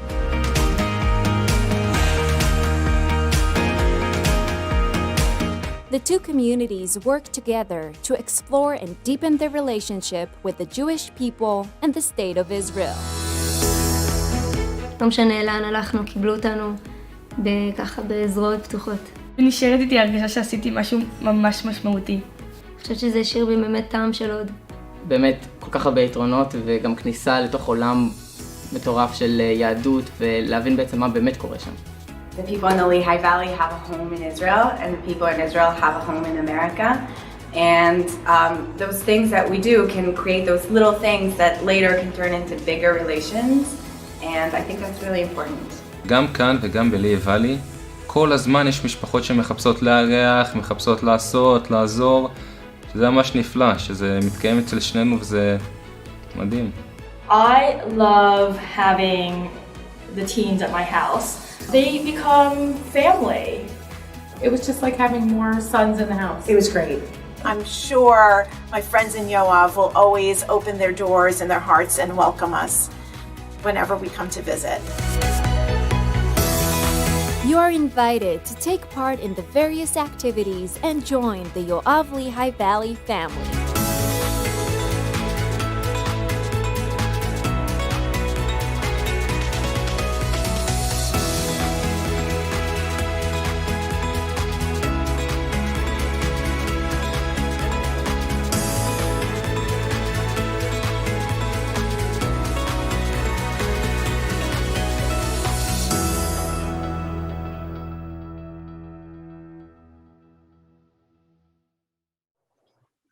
Well, I wanted to first just say it's so good to see everyone together, at least on a screen. But soon it will be together in real life, please. That would be wonderful. Amit, it's wonderful to see your smiling face. And I will say, for me, I think the nicest part about the partnership is that I feel like we have family. We definitely have a family. We have a connection in Israel, more so than just our friends who've moved, who are Israeli and they've gone back. But I feel like we have a community, and that is one of the most comforting things in the world, to know that you can go to Yoav and you know people. They know you. You've shared experiences. You've had meals together. I think the opportunity to stay in people's homes and get to know them and see how they live was really powerful and impactful, because we share that. We share the commonalities, and we also saw how differently we live. But it was really powerful. So I wanted to say thank you, and just how much I feel connected to Yoav and to you. So thank you. I think the experience with the Yoav teens, especially for the number of years that I hosted the counselors, I mean, it's always been a highlight for our family, especially for the kids. And I agree with Naomi, it's more that they become like family. Yeah, I would say that this partnership that we have in the Lehigh Valley with Yoav, it really helped to fill a void in my life that I have felt from the time I was a child.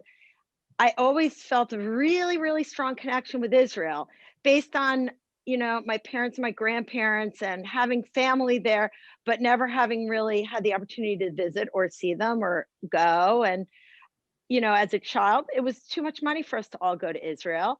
There was always a reason why it wasn't going to happen.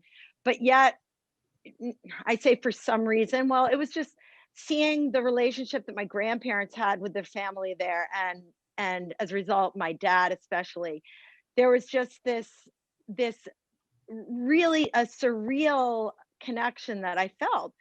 But it took me until 7 years ago, almost 6.5, to actually get to Israel for my first time. And it was a result of the connections that I made with the teens in Yoav. I could talk all day about it because I become passionate. What do you about hear from the Israelis that have been involved in the partnership? Like if you're the representative of them, like, you know, we're like going on and on because it's been so near and dear to us. What about for the Israelis that have been involved? So I've been involved in the partnership world for over 13 years, different partnerships. And this partnership is very, very family oriented. All partnerships are based on people-to-people connections. And I think the Yoav Lehigh Valley partnership is very much like an extended family. And what motivates people to be involved and stay involved, our steering committee on this side has one representative from each community in Yoav, and they all show up to every single meeting unless someone is sick or out of the country. I mean, it's very highly attended. What keeps people connected and motivated is that personal connection and the feeling of meaningful work, that what you're doing affects people's lives. And I think everyone who's ever visited Lehigh Valley has felt that. Anyone who's hosted has felt that. Anyone who's joined trips like the Birthright or Momentum or any trip that has been here in the past and connected feels that. So the people-to-people connections are very strong, and they do the work. And no one is in it because they have to. It's something voluntary, and I think that's very strong. Well, I think what you're saying, and I feel that too, it's that we do things together because we want to. There's that connection that it's not just, okay, the obligatory committee from the federation or there's no obligatory anything. It's just we make these connections, and they're so deep and so profound. This past April, the Yoav group was supposed to come, and I insisted that we have a pajama party at my house. Like, I wanted to have everybody at my house because I wanted to be able to spend as much time as possible just being together. There's no, yes, it's wonderful to work on project, and it's wonderful to have book club, and it's wonderful to reach across the ocean and make these connections. But ultimately, we just want to be together. We just want to spend time together and enjoy each other and just hear about family, hear about what everyone is working on and doing in their lives, like any of the projects, whether it be creative or work related. And it's just, I think that's what's so powerful, is that it really is that connection at a deeper, more meaningful level. Like, we are a community. We are one community. We may be separated by distance, but we are one community. And I know that I feel that. And I think that making the connections when we were in Israel and then keeping them going, like, we have Zoom meetings just because we want to be together, just because we want to talk and catch up. And I think that says a lot about the importance of what we're doing. The importance, the value. Sorry. Oh, no, go. I just want to continue what you're saying, Nomi, is that I think partnership gives a tangible Israel, an area that's just your own. And besides you may have relatives in Tzfat or in Jerusalem, but if you know that something happened in Yoav, you'll call. And if someone had, Hannah just became a grandmother, and so she got a lot of outpouring of love from Lehigh Valley. So it makes it very personal and very tangible on that level. Absolutely. Also, another program that we're doing right now, the Same Moon, I think also helps the families here feel like they have their own twin family in Lehigh Valley, and they wait for their photographs to arrive in their letters. That's another example of a tangible connection. It's so hard to explain that love and the feeling that you have toward everybody that's been here, especially when they've stayed with you. It's crazy. And, for me, most of the time that I've hosted, I had, most of my kids were away at camp. So I had the Israelis with maybe one or two of my kids. Every time it was a little bit different. And it's crazy because all it does is it increases the number of my own children, you know, because you just have Exponentially. that, yeah, you just have that attachment to everybody. I think another Really. special thing that happens oftentimes, and maybe also in Lehigh Valley, is that one family member will kind of be bitten by the bug and that'll be contagious. So their parents will also join as volunteers, or their sibling will wait till they're the right age to go to camp. So then it's kind of families being families and friends being friends, and it's contagious in a good way, different than the virus. I was just gonna say, maybe that's not the best. Maybe a choice of different words. terminology. One of the amazing things with the partnership and how we built such strength over the years is I've always thought it's unbelievable that the parents from Yoav entrust their children to us in the United States. Like, as a parent, I think that that's huge.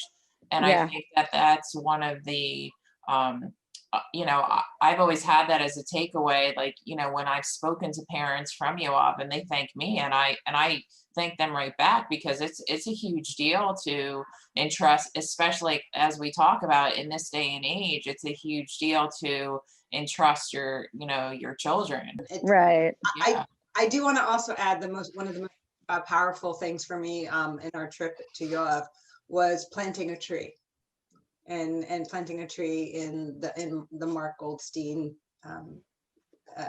memorial area. I thought that was really profound and powerful, to feel the land, and to be a part of planting a tree in memory and in honor of the work that he had done for our community. And I felt that was really a community to community connection. And so it was, and I remember we're all sitting there, like we're shoveling, we're digging, and it was just really, really important. I thought that was And Naomi, that's also something that's ongoing, because your tree is going to grow and you can come back and visit. It wasn't in a random place that you won't go back to.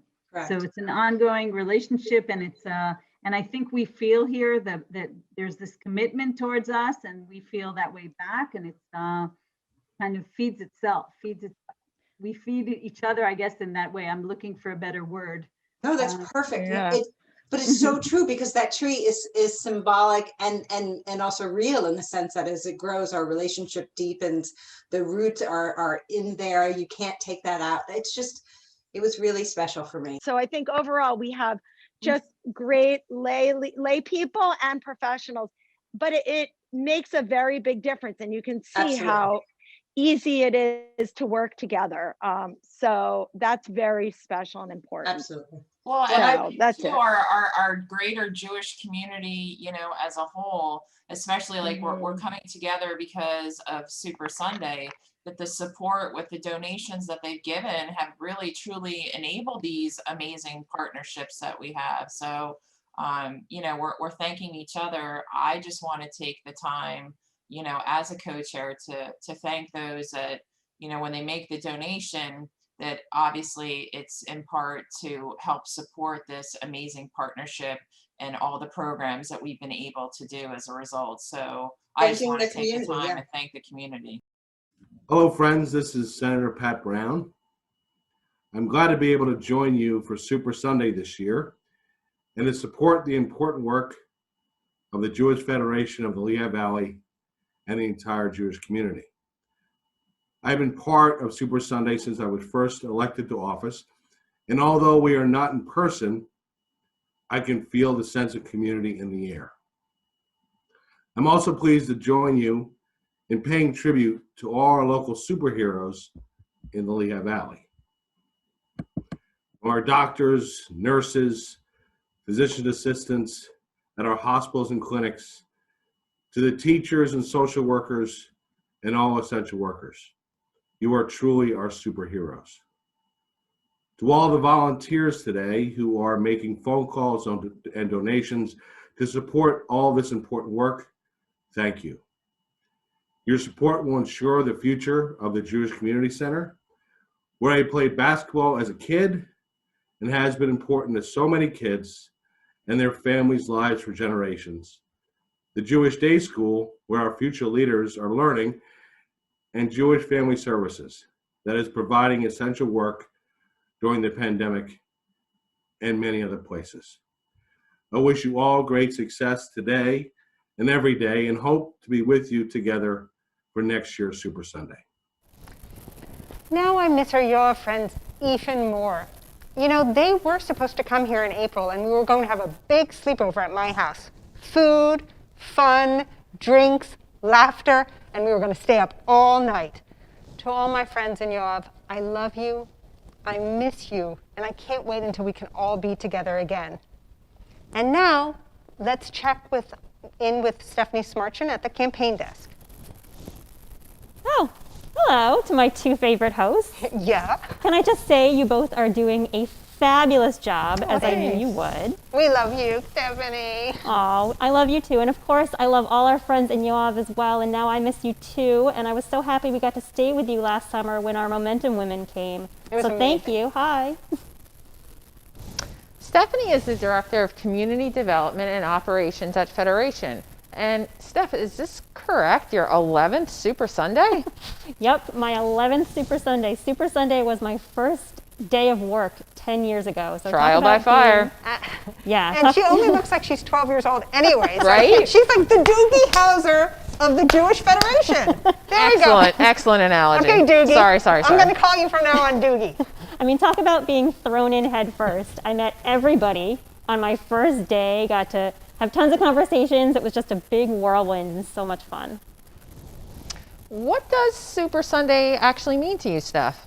Yeah, I mean, every year it's just been a crazy, exhilarating, exhausting day where I'm just running around like a chicken with my head cut off, taking pictures and answering questions.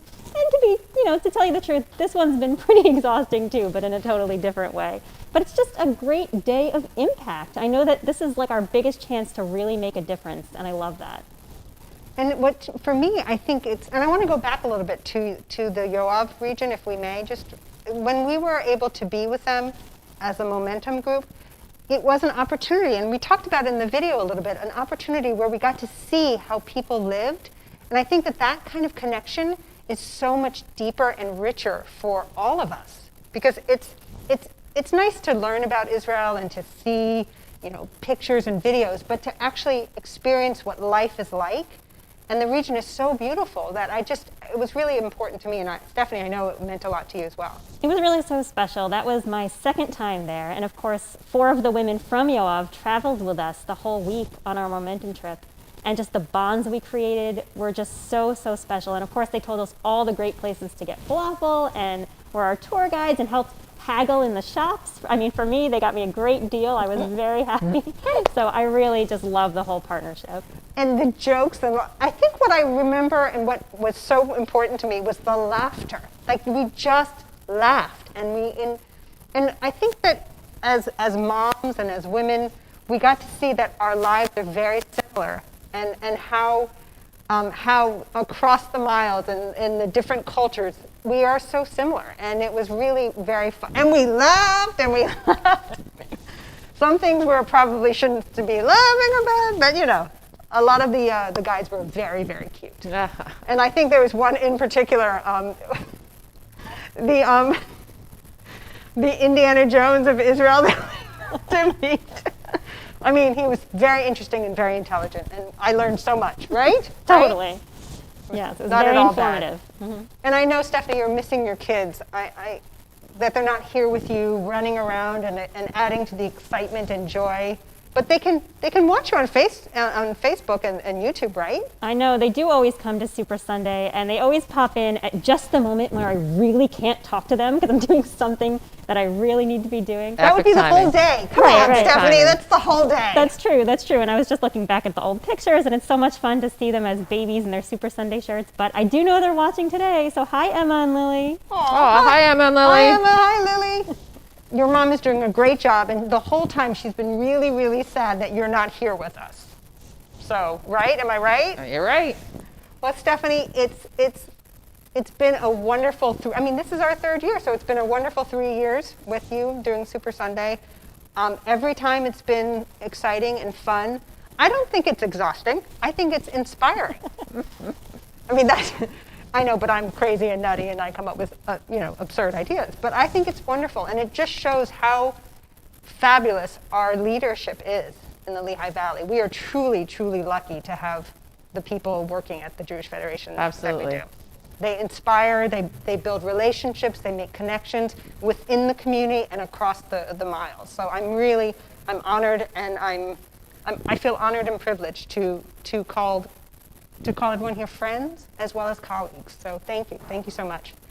Well, we absolutely could not do it without people like you, especially the two of you are just absolutely fabulous. You have really turned Super Sunday into something really special this year, and thank you so much for that. And I think we want to talk a little bit about all the people who are behind the scenes, like the people who've sponsored us. I mean, it really is incredible how the community does come together and does say, we're here for you, we support you, and we don't just support you in words, but we support you with dollars, with action. It's really impressive. Well, and especially in these times, Naomi, the fact that everybody has been just so supportive, with everything that has been going on. They've really been supporting the campaign this year. In fact, that's a great segue, Steph. Can you tell us at this point today how we're doing in the campaign? Yes, let me just refresh on my screen here. Wait, before she refreshes, maybe we can get a few more pledges in.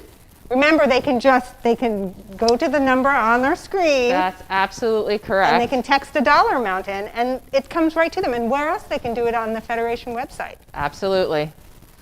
So come on, everyone. Steph, what's the new total? All right.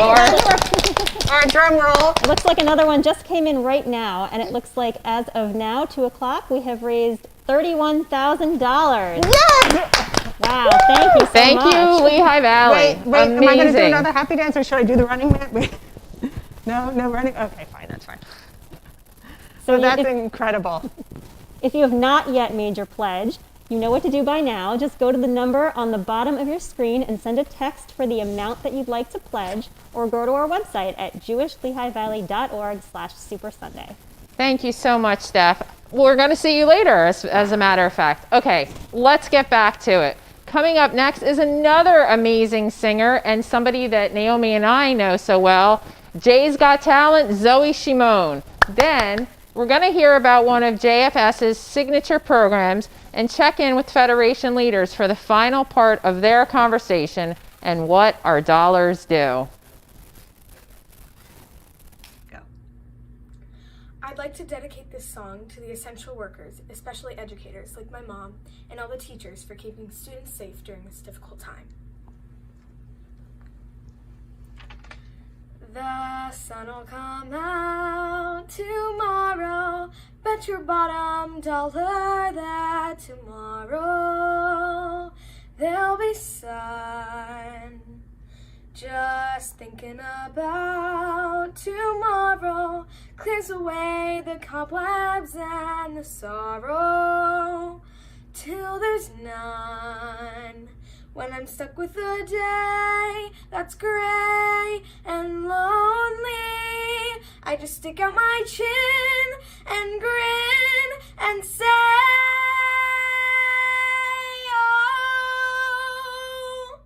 the sun will come out tomorrow, so you gotta hang on till tomorrow. Come what may,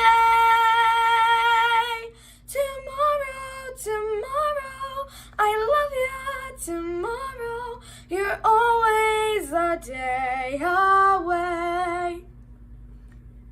When I'm stuck with a day that's gray and lonely, I just stick out my chin and grin and say, oh, the sun will come out tomorrow, so you gotta hang on till tomorrow. Come what may, tomorrow, I love you tomorrow. You're always a day away. Tomorrow, I love you tomorrow. You're always a day away.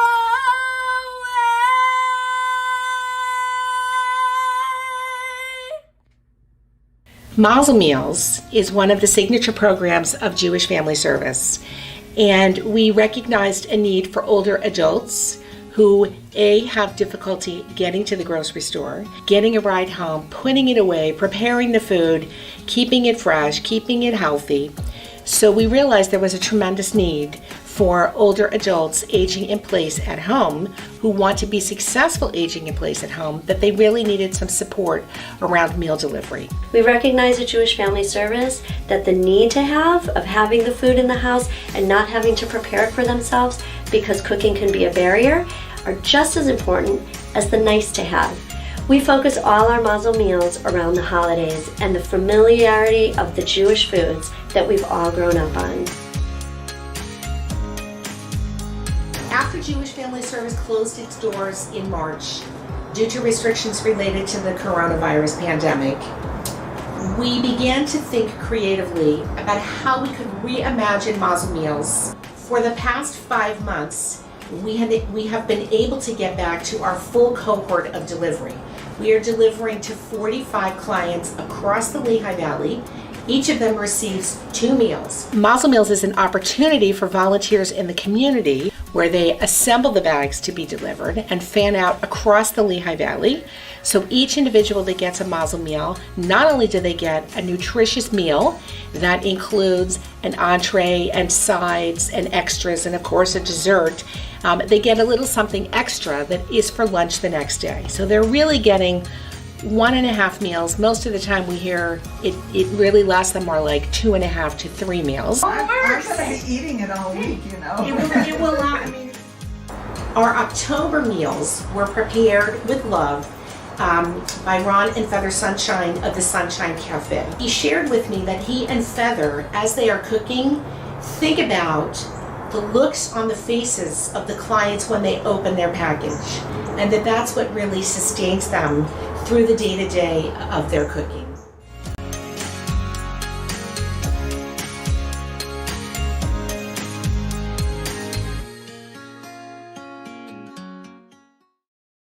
We've been involved in Jewish Family Service. We've been involved in the synagogues here. And so, you know, being part of Federation's activity was just natural for us because without the Federation, these things just either can't exist or can't exist anywhere near as vibrantly as they do exist.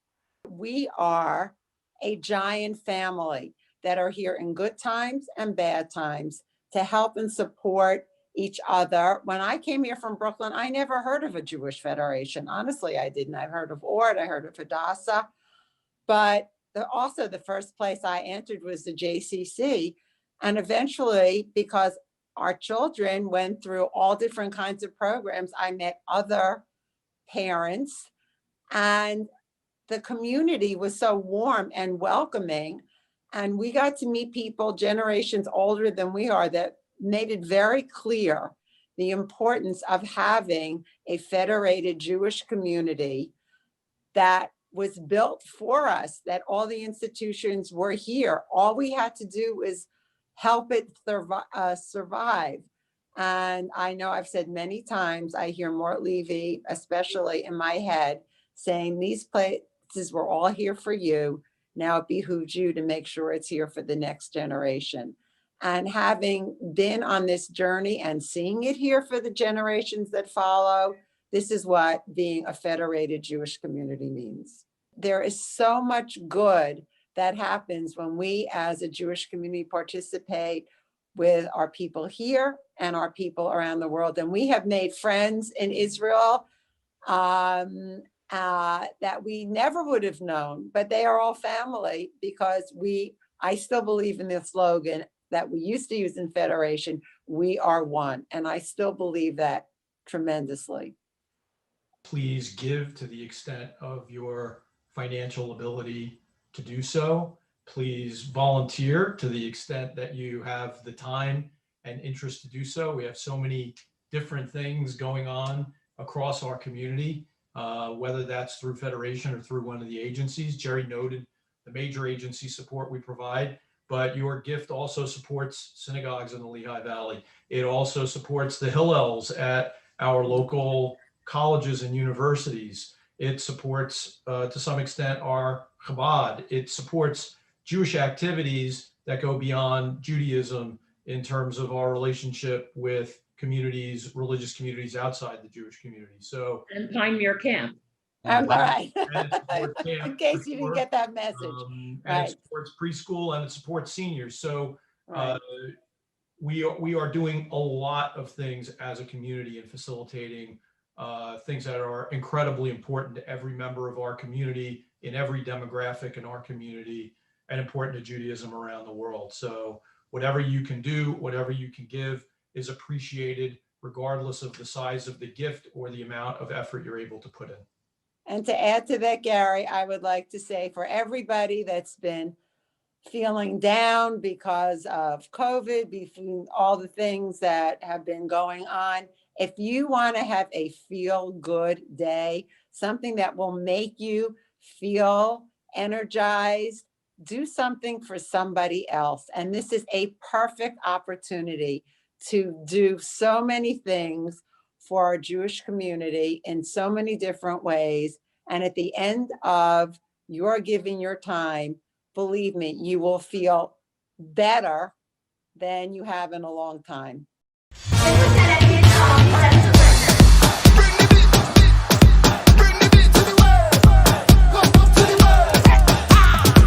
One love, one beat, that's the sound of unity. This is the dance of victory. Here we go. One love, one soul, one people. One word, one goal, one people. Hey, say this is how we roll. We rough, we tough, we bold. We come, we take control and take it up to the world. We got style, we got soul. Dancing is in our blood. One love is all we know. And we take it up to the world. So bring the beat that drives us, beat that brings us alive. One sound that will unite us and keep. Good afternoon. Hello to all, and thank you for giving me the opportunity to briefly speak to you today on the Federation Super Sunday. I want to congratulate the organizers for putting together this 3-hour live stream effort. Even in the midst of a raging pandemic, the necessary work goes on. There are human services needs that must be addressed. I join with the organizers and urge everyone to make a gift to the 2021 annual campaign. Have a great afternoon and much success. Wow, that was another great performance from young people in our community. Michaela and Sienna Bub, you were tremendous, and I will be coming over for some lessons, just saying. And we are so glad to see all that Jewish Family Service is doing for our community, and we know that this is made possible through the Federation support and because of all of you. So thank you so much. And could we seriously have any more talent in our community? Zoe, Michaela, Sienna, thank you for sharing your talents with us. You are amazing. We're getting close to the end of the day already. Naomi, can you believe that? No, I can't, but I mean, again, I just need to interrupt and just say how incredibly talented Zoe, Shimon, Michaela, and Sienna. It's really, I'm feeling like there's such hope for our community and for the future with our young people. It's Absolutely, really, I could not agree more. And they gave of their time and Absolutely. of their talents, and that's all that we want, is we want to grow a generation of people who give of their time, their talents, and their resources. Absolutely, giving back to our community, which is an excellent segue to say there's still time left to make your pledge. If you've been inspired by what you've seen today, please send a text or go to the Federation website. It couldn't be easier, right, Naomi? Not at all. It's so easy. Our children are shining examples of how each of us can do our part and share our talents to make this community, your community, our community, and the larger Jewish community stronger, more connected, and safe for generations to come. We're coming up on one of my favorite interviews. It was one of my favorite interviews we did. Our first responders always put themselves at risk on the job, but now that risk has increased tenfold. Every time they go out on calls and do all that they are doing to keep us safe. I had the opportunity to talk to Chief Glenn Granite and Assistant Chief Charlie Roca from the Allentown Police Department. I'm in awe of their commitment to their job and to this community. We've also got another great performance coming up from the father-son duo, Eric and Isaac Klein. Let's watch those now. Yeah. if you wouldn't mind introducing yourself so that we can all get to know you. So my name is Charles Roca. I'm the Assistant Chief of Police here in Allentown. I'm a police officer for 19 years, and I proudly serve the citizens of the city. I went to school at Deerhoff, and as the chief will tell you, I always tell you the story that in my senior year, we were able to win the East Penn Conference Championship, and it was a great day not only for Deerhoff High School, but for the city of Allentown. Awesome. My name is Glenn Granitz. I have the privilege of being the chief here in Allentown, and obviously working with some great people, starting with Charlie. And most of you know my story. I'm an Allentown kid as well. Charlie grew up on the luxurious south side of Allentown, and I grew up in Center City. My dad was an officer here. I had a canine in my house as a young boy. We lived on Penn Street, which is a small alley between 4th and 5th. And my first birthday party was held at the police academy. And my dad graduated the police academy on the day I was born. So I was always going to be here. We have another assistant chief. His name is Bill Lake, and he's a great asset to us here. And we have a command group here where Charlie and I don't always agree on every last thing. Does that make sense? It's like a marriage or a family or no, it's or like Jews. We Jews don't agree. Like they say, 2 Jews, 3 opinions. So I understand that. But what are some of the things that you felt worked well in 2020 and that we can sort of hold on to and lift up? Well, I think Allentown is and I shouldn't say I think, I know it, because I've lived here my whole life. I live here now, and I feel this. And Charlie hit on the diversity, but Allentown doesn't have to be like other places where there's constant turmoil, drama, and strife. Allentown can be a place where we can communicate and maybe agree that there is some work to be done, and there definitely is work to be done. But that doesn't mean we can't start from a place of respect with one another. And I want to say here that I think the very important thing is people like myself and Charlie, who are now leading the organization, we have put a lot of that work in, getting to know many of you. For me personally, I would say it's dealing with in 2020. Obviously, not only did we have COVID, but we had a huge social justice movement, and being able to speak with some of the organizers of the protests and having again the conversations, the difficult conversations, and addressing some of the things that maybe were overlooked or weren't thought about in day-to-day policing, but now it's to the forefront. It's something that's very important because it allowed me personally to see some differing viewpoints and to understand where people are coming from. We are fully invested in reestablishing a community approach to policing here in the city of Allentown. And we have laid the foundation for that very quietly.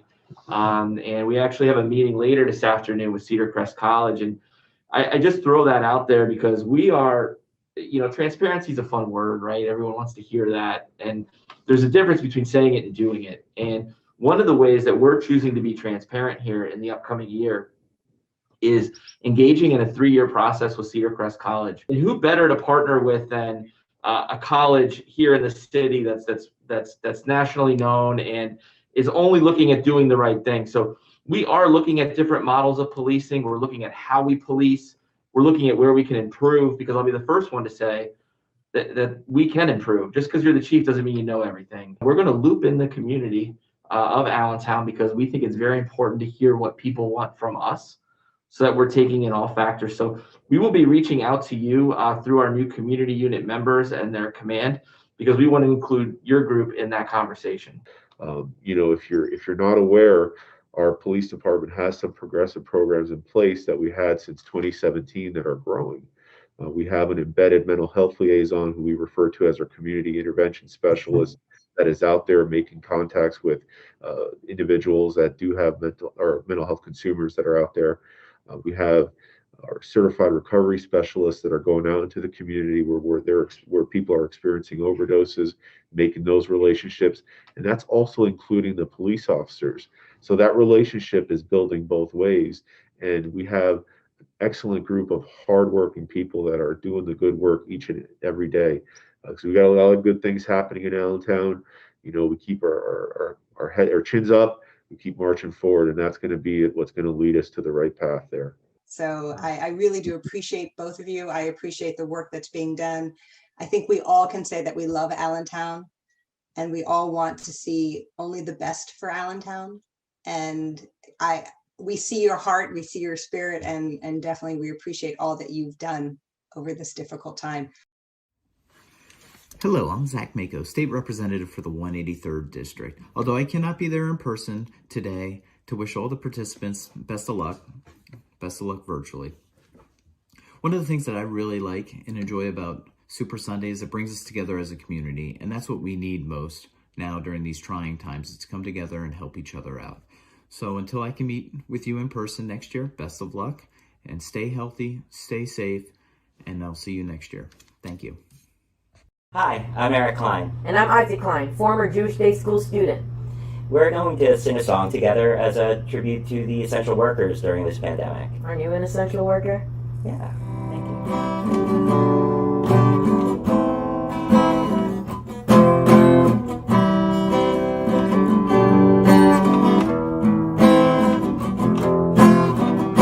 Sometimes I lay under the moon and I thank God I'm breathing. And then I say, don't take me soon, 'cause we're all here for a reason. Sometimes in my tears I drown, but I never let it get me down. So when negativity surrounds, I know someday it will all turn around, because All my life I've been waiting for, I've been praying for the people who say that we don't want to fight no more. There'll be no more wars, and our children will play one day, one day, one day, one day. it's not about win or lose. We all lose when we feed on the souls of the innocent, blood-drenched faith, and keep on moving through the waters that break them. In this maze, if you lose your way, it might drive you crazy, but don't let it face you, no way. No way, no way, no way, no way, no way. Sometimes in my tears I drown, but I never let it get me down.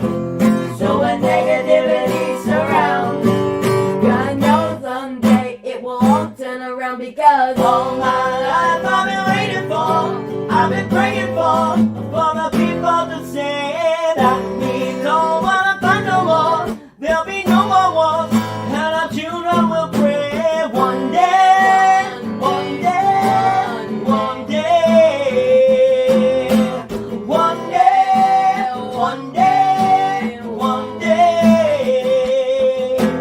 things don't change, the people the same. Stop with the violence, down with the hate. One day we'll be free and proud to be under the same song. Singing songs of freedom like one day, one day, one day. Yo, yo, yo, yo, yo, yo, yo, yo, yo, yo. And the people stayed home and read books and listened and rested and exercised and made art and played games and learned new ways of being and were still and listened more deeply. Some meditated, some prayed, some danced, some met their shadows, and the people began to think differently, and the people healed. And in the absence of people living in mindless, heartless ways, the earth began to heal. And when the danger passed and the people joined together again, they grieved their losses and made new choices, and dreamed new images, and created new ways to live and heal the earth fully as they had been healed.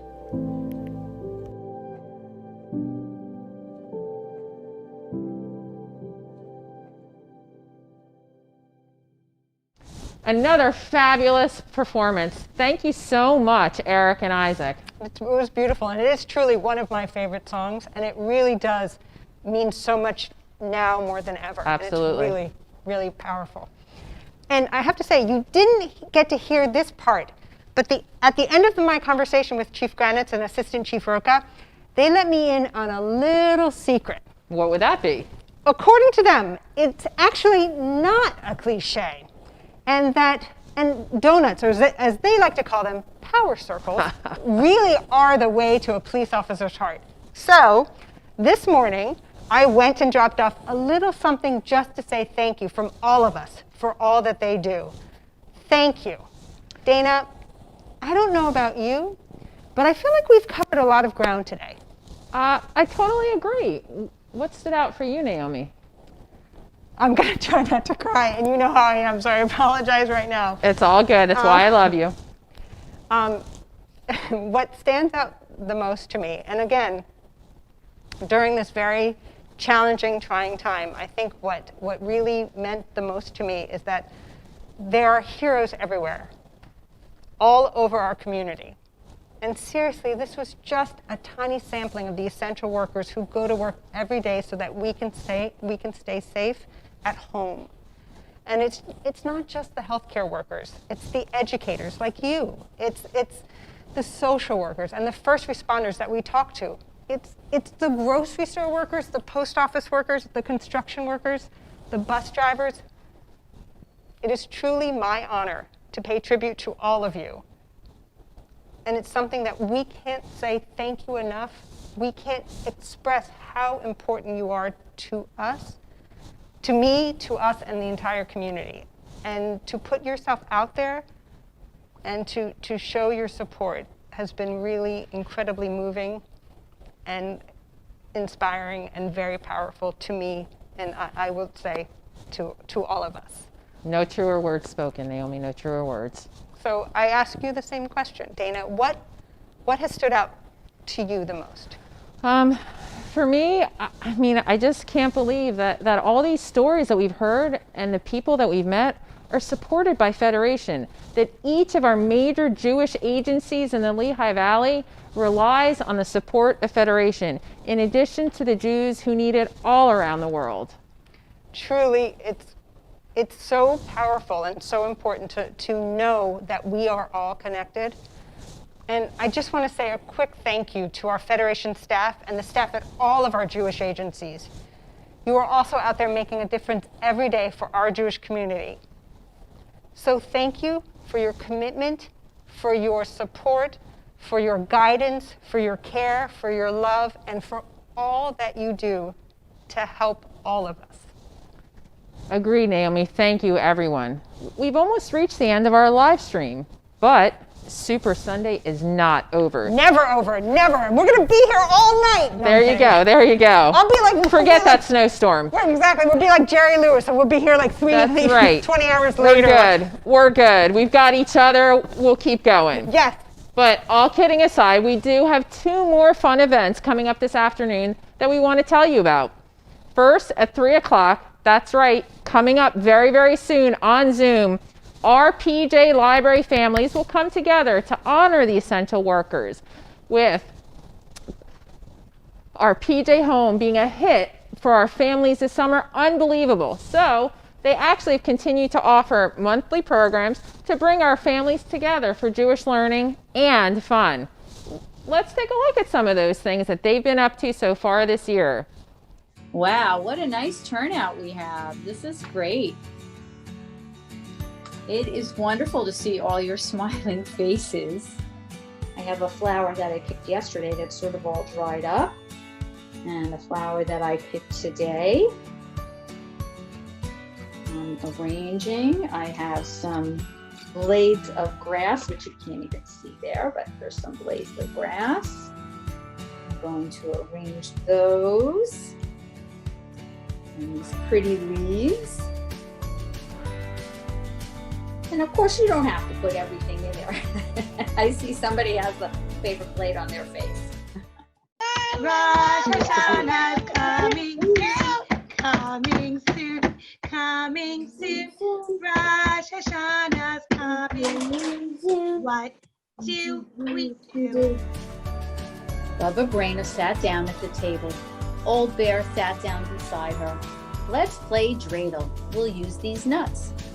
Old Bear cracked one with his teeth. Rabbi, you won't have any nuts for the game if you eat them. Grrr, growled Old Bear. And today we are going to do a science experiment. And I have to tell you that I did try this at home once, so it worked pretty well. And the second experiment I didn't try, so it's going to be new for all of us, I guess. Hanukkah is here. Hanukkah is here. Hanukkah is here. Hanukkah is here. Oh, Hanukkah is here. Let's light the candles on each day. Hanukkah is here. Here's mine. I think it looks really good. I'm going to send that to my mom. That looks like so much fun. I don't have little kids. My kids are like ginormous, but can I still come? I mean, come on. I'm about 8 years old in my head anyways, right? Come on, right? I can come. Sure. Okay, thank you. Well, at 3 o'clock today, some very special PJ parents who also happen to be essential workers will be speaking. And if you haven't already signed up for this fun free event, there's still time. Just go to jewishlehivalley.org/Super Sunday to register, and we'll send you the Zoom link. And then after that, at 4 o'clock, the fun continues with a Tu B'Shvat concert presented by J Kids Radio. Did you get to see Rick Recht when he performed at KI just a few years ago? I did. It was awesome. Well, he's back in this fun concert along with Shira Klein, Joanna Leeds, and more. Why don't you take a quick look? Yay! Hey everyone, are you ready to celebrate the trees? Are you ready to rock Tu B'Shvat? Well, get ready for the J Kids Radio All-Star Tu B'Shvat concert. We are going to party with you and some of the top artists in Jewish kids music. Shira Klein, Ellen Allard, Joni Leeds, Jason Mechez, Mr. G, Ilana Jagoda, and, well, this guy, me, Rick Recht. We can't wait to see and sing with you and the trees.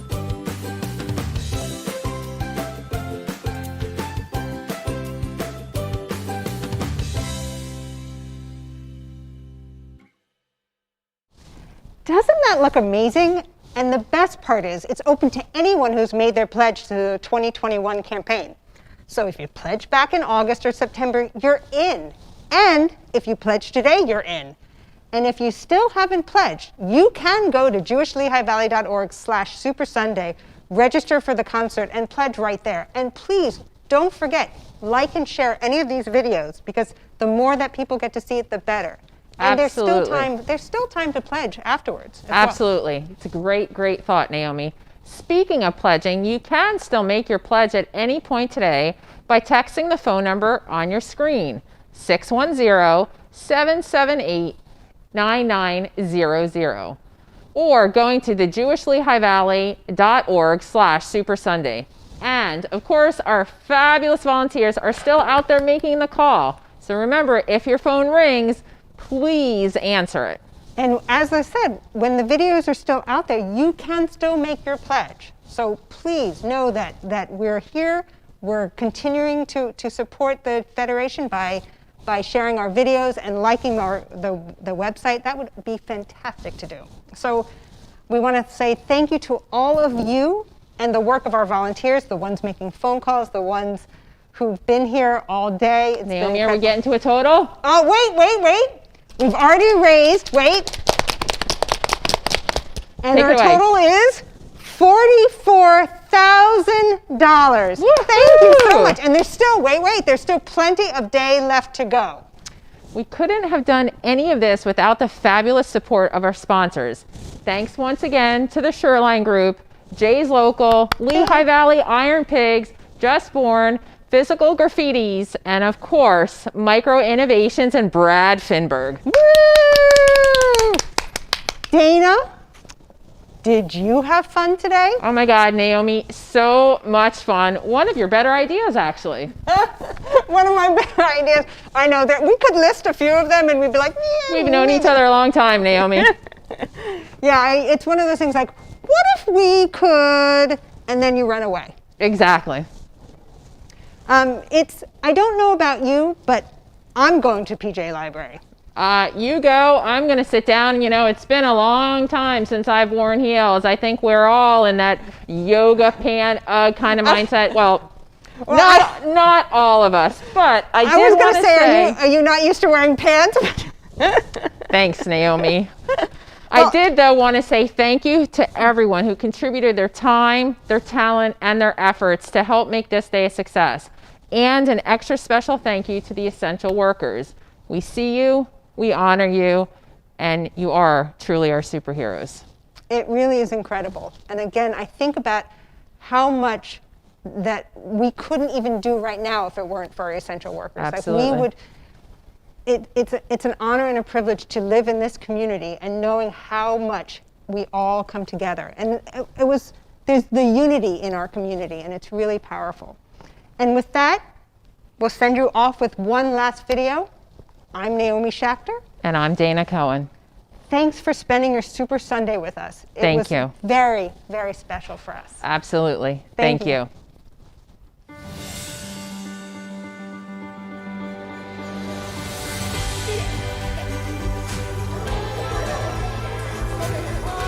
ברוך אתה אדוני אלוהינו מלך העולם.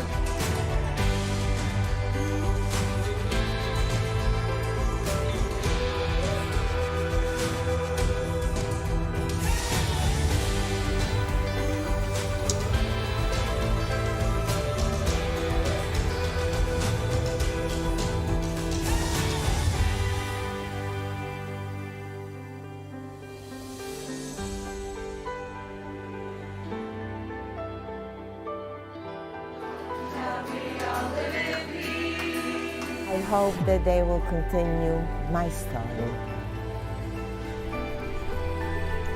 I can't believe I'm here.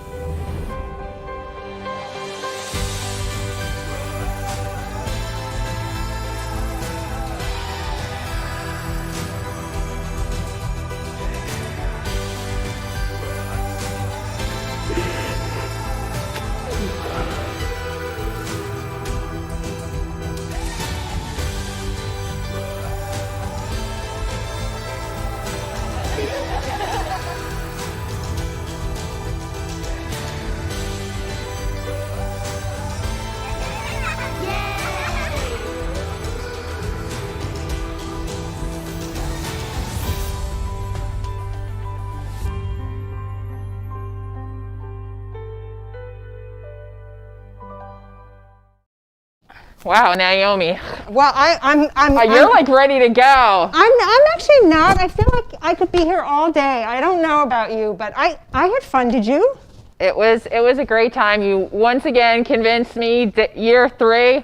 I don't know. So year 4. I know what we're going to do. Year 4. Naomi, year 4? Wait, no, I have a great idea. I have a great idea for year 4. Naomi, wait, okay. Did I say year 4? Yes, year 4. So I'm gonna learn gymnastics, and then I'm gonna have a gymnastics. How about I sing while you do the gymnastics routine? You sing of Charlie, Harry, and we'll have Lila, and we'll all do gymnastics together. Sounds like a plan. Yeah, I'm taking off my shoes now. Year 4, you good? I know, you got the hair up already. I'm done. At least you remembered a hairband. I forgot one. I'm just ready to go, get in my car, go home. There's a cup of coffee waiting for me. Oh, we can talk to Gabrielle. We'll talk to Gabrielle and have some coffee. We'll sit, we'll relax. There you go. I got my mask. I'm ready for some Gabrielle coffee. We'll have some coffee. He delivers, doesn't he? I don't know if he delivers, but maybe we can ask. And then I'm doing a snow angel. There you go. Everyone, let's post our snow angels. That's an excellent idea. So we just want to thank everyone and post those snow angels. Snow angels, and on to next year. I'm doing gymnastics. I may break myself, but what a great day.